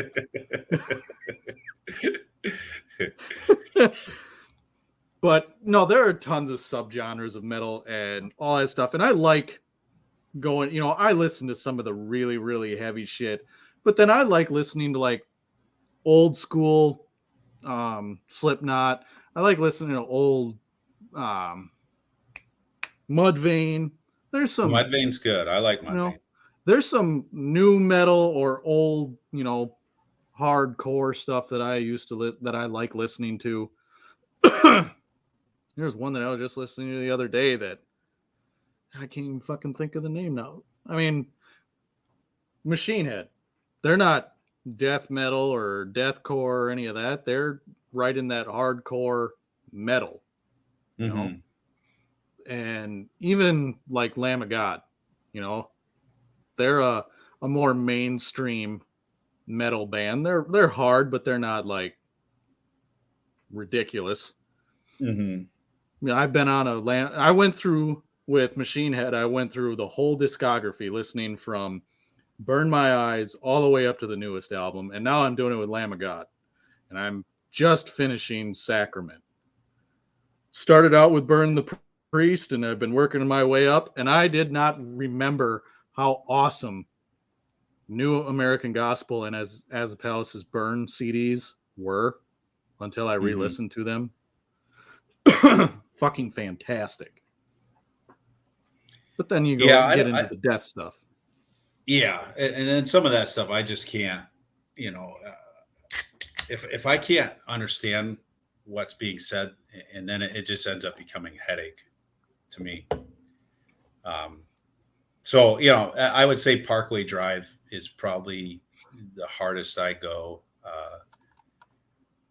Slipknot is there. Slipknot's pretty rough, but that's my heavy bag music. That's when I'm hitting the Muay Thai bag. That's even when I'm making soap. It's funny because some of my videos you watch, whenever I tell somebody I make soap, they look at me like, "Are you fucking kidding me? You make soap?"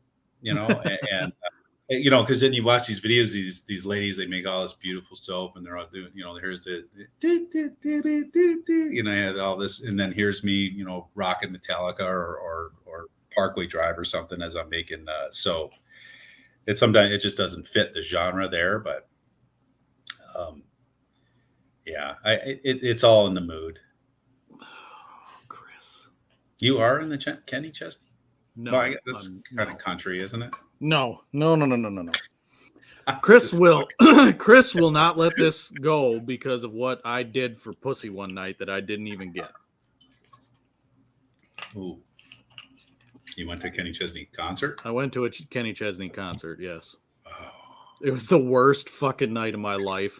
And I thought I would at least get a little bit out of it, and I didn't even get that. I was pissed. I went to a Hall & Oates concert.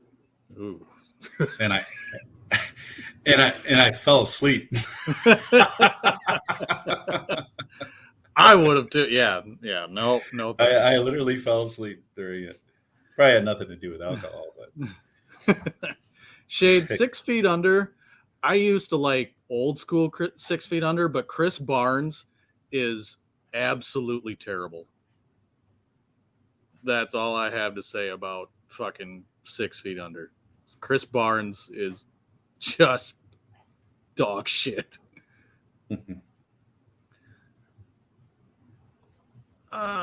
Yes, there it is. I got asked this the other day. Favorite scent profile, because I don't carry the soaps and the beard stuff. Don't always tie together completely. I have a lot of them that do cross over. I would say if I had to say favorite scent profile out of everything I have, Ragnarok is. I waited to release that one. I released that one this year a few months ago because I wanted to dial that one in perfectly. And the way that the dark cologne and the oud and the smoke cedar tie into, I've got black pepper in that. I've got cypress in it. The way that fucking thing ties together, man, it turned out way better than I had even expected. And so that one to me that is my favorite. If somebody says, if tell me one product to try, and first question is, are you okay with fragrance oils? Because there are some people that will only want essential oils. And then, and I do carry stuff. I have half my soaps that are only scented with essential oils. And I do have some of the beard products that are all essential oil scented. But if they're okay with anything, I would just say Ragnarok. Ragnarok is badass. Nice, Eric. Appreciate that, buddy. Hey, what's going on, William Shepard? Thanks for stopping in, man. Appreciate it. Well, good for you, Bobby.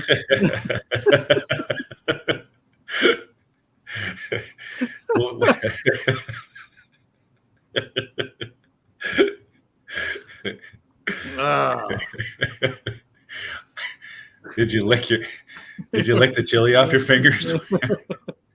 Never mind. Going down the dark road. Going down the dark road. Hey, Lynn. How about you go fuck yourself? Because I know what you were thinking. Good to see you, though. Haven't chatted with you for a while. Thanks for stopping, man. What song, Eric?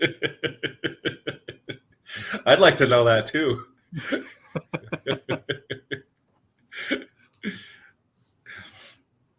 Yeah, should have used the hot dogs. Probably wouldn't have known the difference.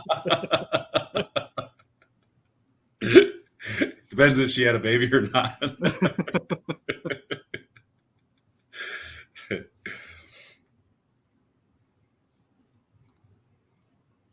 Well, since your stuck up ass decided you wanted to quit talking to me, your loss.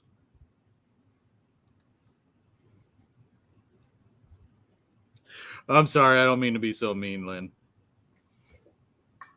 Hey, is your wife watching? If your wife is watching, tell her hi for me.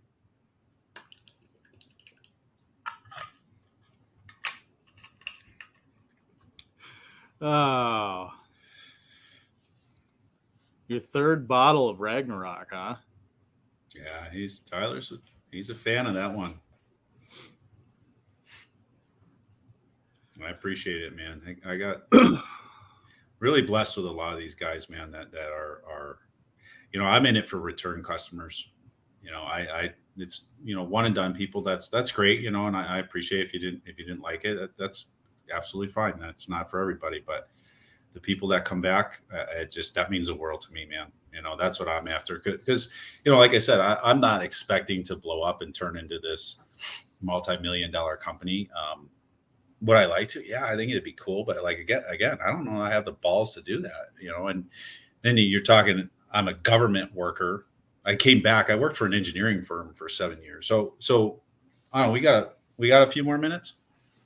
Yeah, we can go for a little while longer. I'm gonna have to hop off here in a little bit because I gotta get up and do some shit in the morning. But yeah, me too.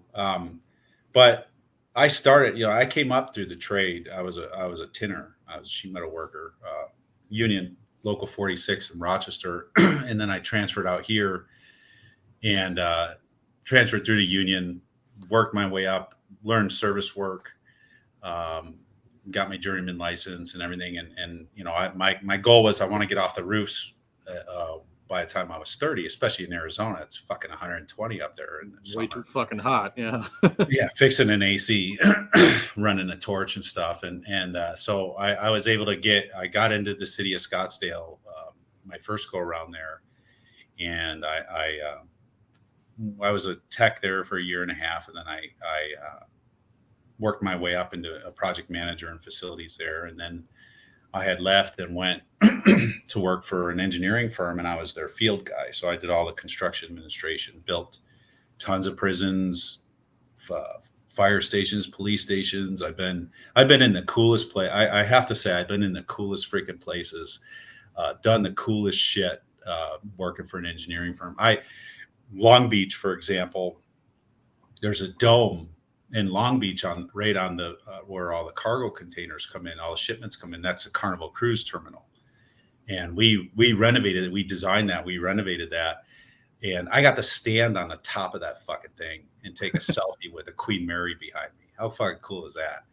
Getting up there was the worst part because it was 148 feet up to the center where there's a bunch of fans in the center, and you take the stupid little window washer lift. It was a scale.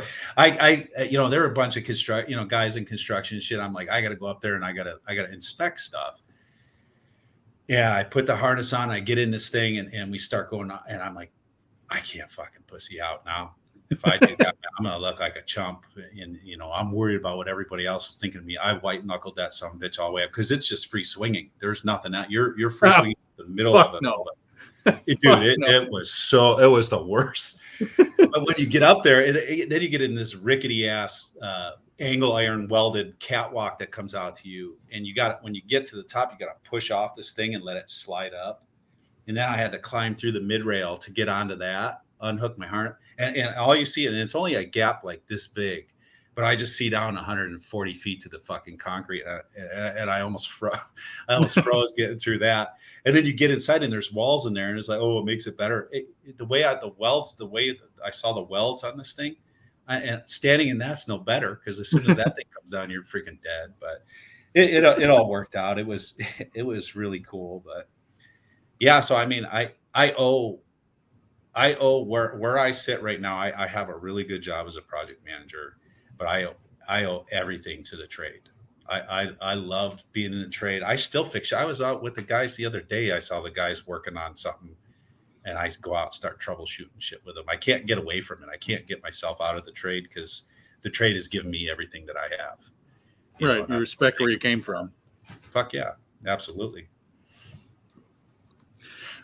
To answer your question, Evan, no, this is actually the first interaction Tim and I have had. So I have not tried his products. This is our first conversation, and it's been a good one. Gotten to know quite a bit about him. Really enjoyed it. I put together a promo code for your show. You should have said something about that. I probably should have said it at the 22 second mark. I completely forgot. Yeah, they can see it in the notes. It's BOTN 15.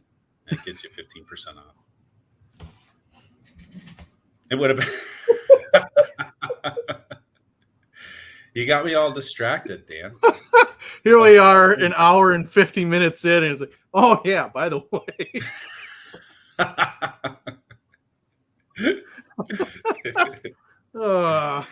Throw in an extra soap. Fuck. Oh. Well, how long do you want to let that ride? The show or how long? What's that? The promo code. How long do you it goes yeah, it's indefinite right now. Until for your listeners, as you bring it up, you can post it wherever you want. It's just any way I could say thanks and give back to the community who's put me where I'm at to be able to enjoy myself and do this stuff. I try to give back as much as I can. Thanks to you just for even considering me coming on your show. It's been an awesome conversation. It's great comments in here with guys getting to know people, and it's cool shit. Yeah, there's a bunch of people. All right, I said it. I did say in the beginning, I'm not a fucking salesman.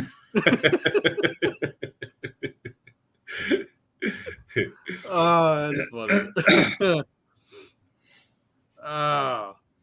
Hey, if anybody ordered before that, they get free shit anyway, so it makes up for it. Russ, maybe now that him and I have broke the ice, maybe him and I will talk down the road. Yeah, absolutely.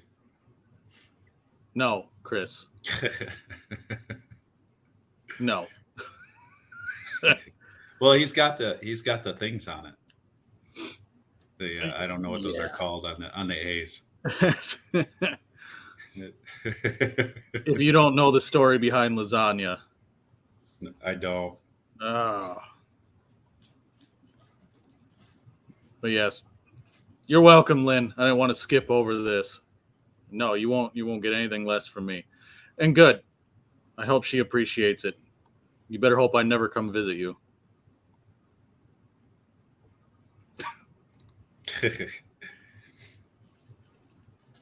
See, he found the Fenrir Benrumia.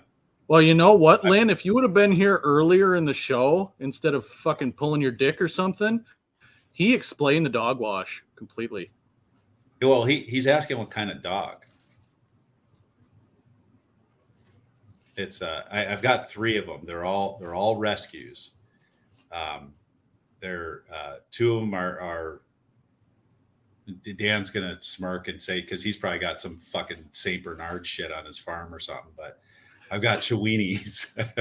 Chihuahuas? Great Chihuahuas, man. Chihuahua Dachshunds, dude. These guys are freaking solid, man. And we just stopped at a girl. She's a terrier Chihuahua mix. I don't know how much Chihuahua she has in her. I think she's more Jack Russell and something else, but they're all rescues. Rooney, my little black one. And somebody had asked Dan Rooney. Yes, Dan. It's a Steeler dog. Rooney, he was in a hoarding situation in Phoenix. He had to grow up as a puppy through when we got him at 6 months. They've saved him at 4 months with 43 other dogs in a fucking backyard. Jesus. People throwing food out, just throwing food onto the ground for the dogs to eat.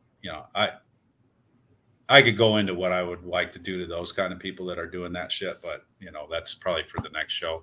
Hang them from their nutsack is what I'd do. Yeah, like a piñata. Yep. It would snap too quickly, though, is the problem. Benito we got him from a shelter. He was a stray, and have a great night, Bobby. See you, Bobby. Thanks for stopping in, man. And Mia, she was found with her 2 sisters in a box on the side of the road. Somebody threw a box out their fucking window. So if I could save all the dogs, I would, man. But the best part about these guys as rescues, the gratitude that they have and the love that they have is so freaking true and amazing. It's awesome. I love it. I have a mutt. We thought he was like a retriever when we got him. And we got him as a puppy. And now that he's grown up, he looks like an enormous terrier. He's as big as a retriever or a lab, but if you look at him in the face, he looks like a terrier. He's got really long fucking hair. Oh wow! So he's straight. How much? What does he weigh? He's probably like 70 pounds, 80 pounds. Maybe. Oh, yeah, that's big. Yeah, he's big. He's got long fucking curly hair, and he's got the terrier like mustache looking goatee kind of thing going. He looks like an old man in the face. But he's just this great, lovable fucking dickhead that loves my daughter, and he's a moron, but he's a fun moron. Yeah. And I love dogs like that. Yeah, me too, man. Ours are man, they're our children, just like anything else. Mm-hmm. Mia's a little destructive still. She's still a pup. She's probably just over a year old now. I'm not really good at training dogs either. Me either. I get them, and for me, I'm on a farm. You're an outside dog. You're not coming in the house. But my wife gets a soft spot. So like during the winter, this last winter, she let him come in the house, and I'm just kind of like, whatever, I guess. I mean, I don't really have it. My dogs cuddle really well at night. But the best part was we started letting him in the house, and he, he's a little over a year old. He's not rambunctious or anything unless my daughter gets him all riled up. And other than that, he just chills out, lays on the floor. We have this fucking like duck toy for him that he fucking loves. But he doesn't piss or shit on the floor. He can sit inside all night. Won't piss or shit. And then when we take him outside, he goes and does his thing for the fucking half an hour he's been holding, Yeah, mine are they're little dogs, so they have the doggy door that they can go in and out during the day. They got free reign in the downstairs of the house, but if I lock them in all day, they won't hold it. They're assholes like that. I definitely know that. Yes, Corey, we are still alive, still live, obviously. Conversation, man. Conversation. Ellie, I had an inside cat. Actually, I had two of them. When I went to college, like 6 months in, I got a cat named Milo because I always wanted an orange cat from Milo and Otis was my favorite childhood movie. It's a great movie, though. So I had an orange cat named Milo. And yes, he was a complete fucking moron, but it was hilarious. And I love that little bastard. Cats are fucking evil, man. Yes, they are. They have that. I used to have this cat. My mom was highly allergic to cats, and it's this pitch black cat. I named him Squeegee, and I used to sneak him in the house. And he was big as my fucking Benito here. He's a big cat, and I used to sneak him in the house. And my mom has bad asthma and stuff, but man, I would wake up in the middle of the night, and that dude just creeping right in my eyes, and he's like doing these weird things right in your face, and that shit freaked me out, man. With the cats, they trying to take your soul, man. Yeah, dude, they got some evil shit going on in their souls, man. I'm telling you. Shut up, Chris. At least I still get to do mine on the furniture.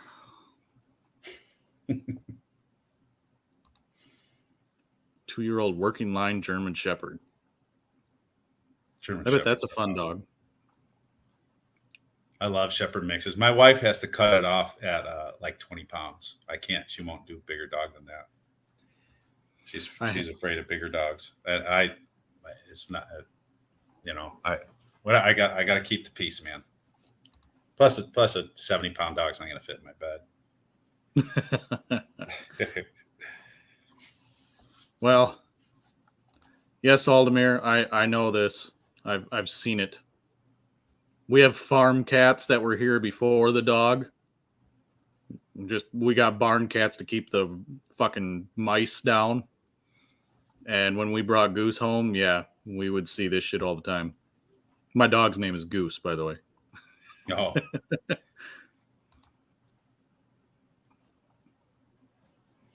Yeah, I suppose I'll tell you the lasagna story, and then we can probably wrap things up.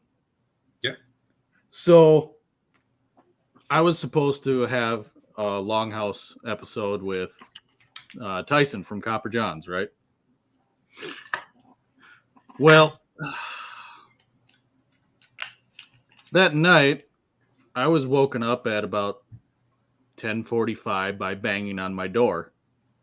I was asleep on the couch. And I woke up to it. My wife woke up to it. She freaked out and like started hitting me and stuff. Somebody's at the door. Somebody's at the door. I go over there. It's the cops. Like, what the fuck is going on? I open the door to talk to him and whatnot. And is everything okay? Yeah. Why? Do you know a Melissa McCarty? Yeah. Do you do like a live stream or something on Friday nights? And I went, fuck. Yeah. Well, she called a wellness check on you. So we're just coming out to see if everything's all right. You sure everything's all right? Yeah, I was sleeping on the couch. Okay. And here there are 4 fucking cops in my yard. And I'm, in a sleep stupor. I wake up to this shit and I'm just like, what the hell is going on? And yeah, I look at my phone and there's missed calls and messages up the ass, and same with my wife. And I called Tyson and I'm like, hey man, I fucking fell asleep, didn't set an alarm. I apologize, man. I am so sorry. And he's like, do you want to reschedule or do you want to get on now? Yeah, fuck it. Why not? And we did the live till like almost 1 o'clock in the morning. Oh shit. Yeah, I hopped in here into the green room and stuff into the studio, and I'm looking and all the comments are like, is everything okay? Does anybody know what's going on? Is he all right? That's funny that somebody called the cops though to have them come check on you. I'm surprised you didn't go to the door with a shotgun. I get that border patrol knocking on my door. I'm down there with my 357 ready to go. I have a shotgun in the closet right next to the door. So yeah, I open the door kind of like, what? Can I help you? What's going on? And of course, I let it slip that I had fallen asleep because my wife had made lasagna that night and I ate a shitload of it. And so is the lasagna meme that I have now. Okay. Lasagna will do that to you though, man. Yeah. That fucking ricotta will kill you. Oh, thanks for listening in and being here, Dean. I appreciate it, man. It never gets old.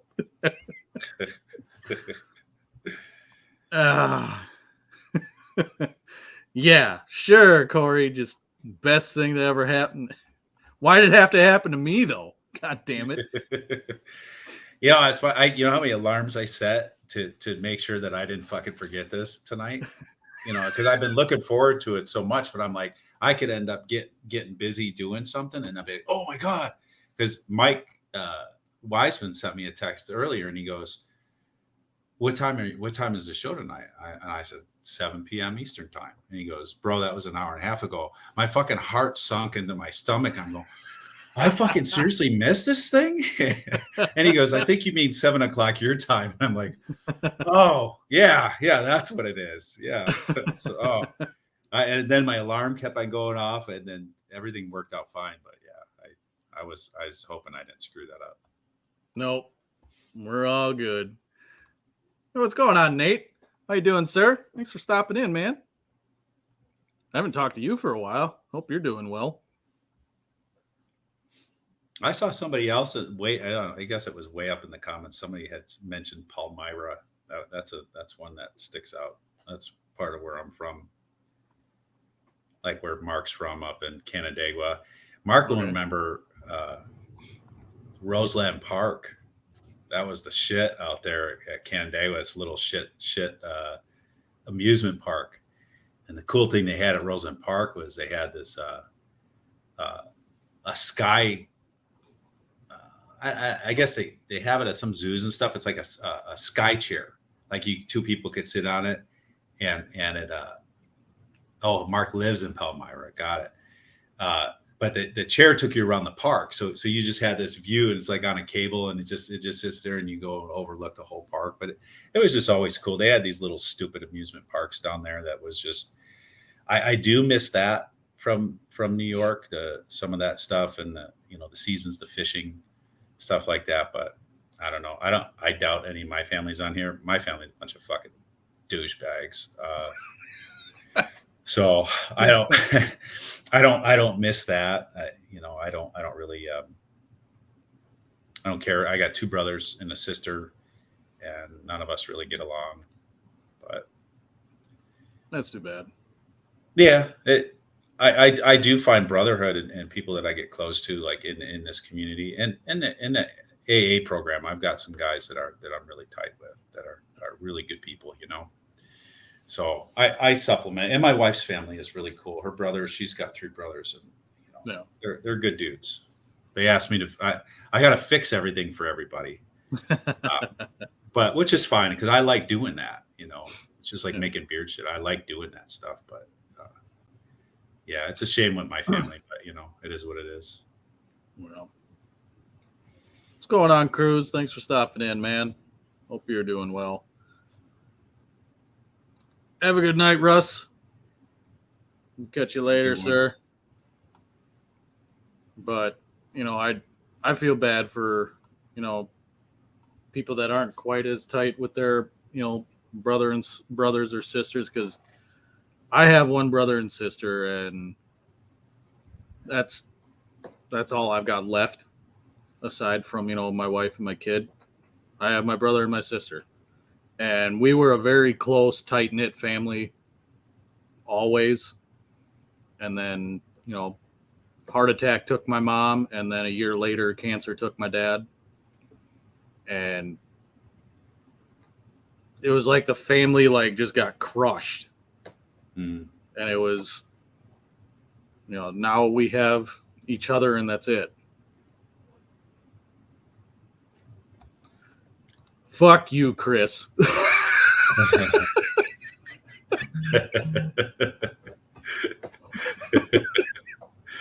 I wasn't gonna let that one slide.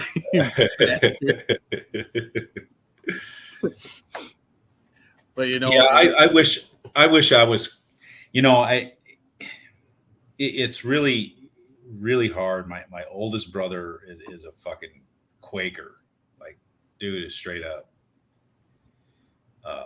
Doesn't have electricity in his house. He's like Mennonite, hardcore, religious, fanatic type, and so I don't want anything to really do with him. He's you know really doesn't want anything to do with us, honestly. My brother and sister live with my mom. We just grew apart. You know, I guess that's the best way I could say it. I don't. I'm being very careful with what I say because if somebody does see it, not that I'm two-faced, I'm just I don't like disparaging people. You know, Right. especially you know my family. I don't want to be a total dickhead. I just let's just say we have our differences and we grew apart. And me living in Arizona is probably a good thing. You know, but I have people that I'm really close to.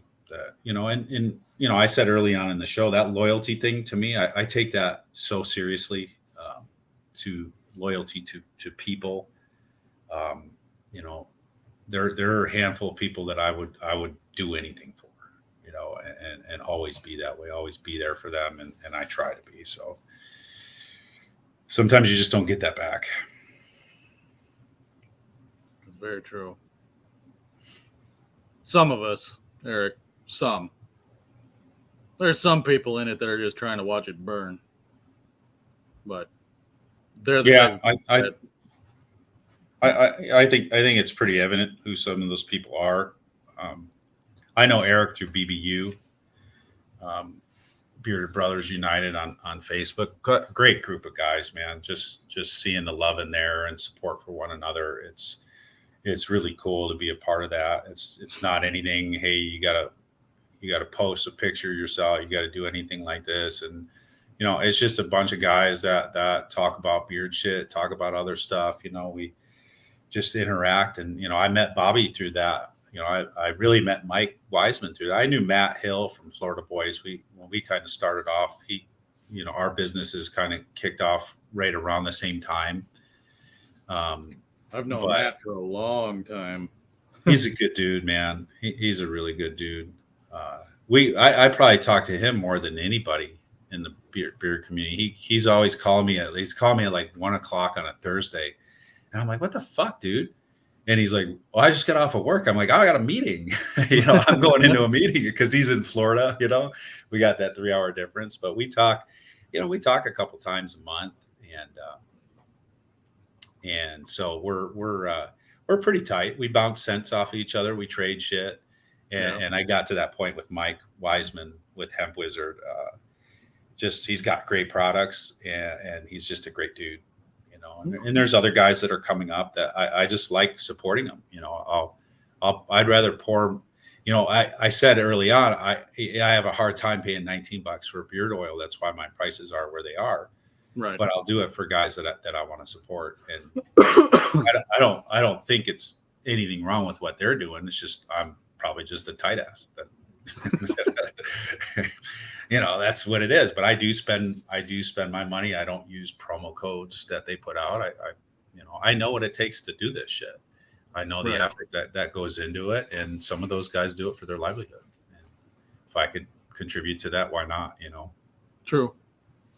That is very true. And yes, Dean, he is based in Arizona. You must not have been listening that good then. The 120 degrees didn't give it away. I'm in Gilbert, Dean.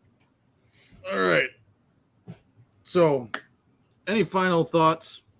Anything you want to let everybody know you got coming up here in the near future, aside from like the charity that you're doing and all that? Yeah, I got the charity coming up on the 12th. I'm working on you know, I've got some random I throw out there my fall scent already, fall Halloween scent. It's going to be called Rise of the Draugr, and it's pretty badass. I actually got my one of my sample butters here. I'm wearing it right now, but it's my butters are smooth as hell, man. I love how the butters turned out. I know some guys get a little carried. Oh, it's got beeswax. It's got very, very, very, very, very small amount of beeswax. It helps bind some shit together. You wouldn't even know it had beeswax in it if it didn't say it on the label. But sorry, Dean. It's a couple different tobacco variations. It's got leather. It's got some cologne vibe to it, and it's got a black dark cherry, and it's really it turned out really good. I'm excited about it. Might tweak it a little bit. I've got stuff going out for people trying it just to get some. I like to get feedback on it and see if I need to tweak it a little bit. You know, I got some time. I'll be doing it in a soap and butter and oil, and then I've got a summer one out right now. It's a grape soda cologne. It kind of throws some people off because they're like, oh, fucking grape soda, you know, but it's blended really well. I think it turned out good. And then I'm going to do a second fall scent. I did an apple pie, spiced apple pie one last year. I'm going to do everybody does a pumpkin one. I've got a good spin on a pumpkin one that I made soap last year. So I'm going to actually spin it into the beard stuff and tweak it a little bit to get it a little darker pumpkin going with it. I like putting the cologne vibe in the stuff. It really adds a touch to, you know, it's just not some like, you know, putting Skittles in my beard or something, you know, it gives it a little bit of touch to it, a little bit of character. So just that, and, you know, Christmas scents. I try not to get too crazy. I don't do one every month. You know, labels are freaking expensive. You know, there's the way my prices are, I can't afford to blast out two new scents every month, you know, so I try to keep it consistent. Right. And the soap takes a lot too. So, but yeah, that's about it, man. All right. Well, if anybody ever has any questions, they could message me through Facebook, Instagram. I got a Facebook group called Berserkers, Valhalla Beard and Body Berserkers. Jump on that, interact, you know, share stuff. It's just a community of people to just get to know each other, and, you know, I'll answer questions as quickly as possible, man. I enjoy doing it. See, there you go. If you want to get a hold of him, follow him on Instagram or follow him on Facebook. You can join his group. I think you're at like 300 and some members on there, are you? 350? Yeah, it's over 350 now on the group. Yeah. Check out his stuff. I am probably going to have to now that I had him on the show. So, you know, but I mean, if you just send me your address, I could send you some shit. No, don't do that shit. No. Don't do that shit. Because I know you're going to be honest whether you got it for free or not. That's why I'm saying no. Yeah. All right. But yeah, for me, I got a nice fun day planned tomorrow with my brother and my sister and their significant others. We're going to be shooting off some fireworks. Some of them we're not supposed to have. So it's going to be a fun night. Have some fun, eat, be a good celebration weekend. If you haven't yet, go check out the new video I dropped today. I gave some of my strong opinion on some things. Yeah, I got to check it out. I noticed it popped up right before we were getting ready to come on. Go give it a like. Go give it a watch. Whatever you want to. I appreciate any support. I thank everybody for coming and hanging out with us tonight as late as we've gone. We've stayed pretty damn steady around in between 20 and 30. So I'm quite happy with everybody that mustered up and stayed in. Yeah, very much. Appreciate it, guys. That's great support. Love it. Love the dialogue in here, too. So go show this guy, Mr. Tim, some support. I mean, $13 for a fucking bottle of beard oil. I mean, it's a steal. It's a steal. You're ripping him off, and he don't even know it. Keeps me out of the house. No, my wife's she's a great lady. She's a saint for putting up with the fucking bullshit for me. I can tell you that much. So, thank everybody for hanging out tonight. Thank you, Tim, for joining me on screen tonight and having this conversation. I appreciate it. Thank you, Dan. It's definitely, like I said, it's an honor that you asked me to be on here. So great to get to know you and great conversation. And look forward to watching more of your shows, man. I appreciate that. Don't blow your fucking fingers off. Yeah, with some of them, I'm worried about blowing myself. Period. Up. We'll see. That's why I'm not going to drink a whole lot. Yeah, that's probably best. Yeah. So, until the next episode of the Longhouse, have a good weekend, everybody. Have a good one. Later. Thanks, guys. Bye.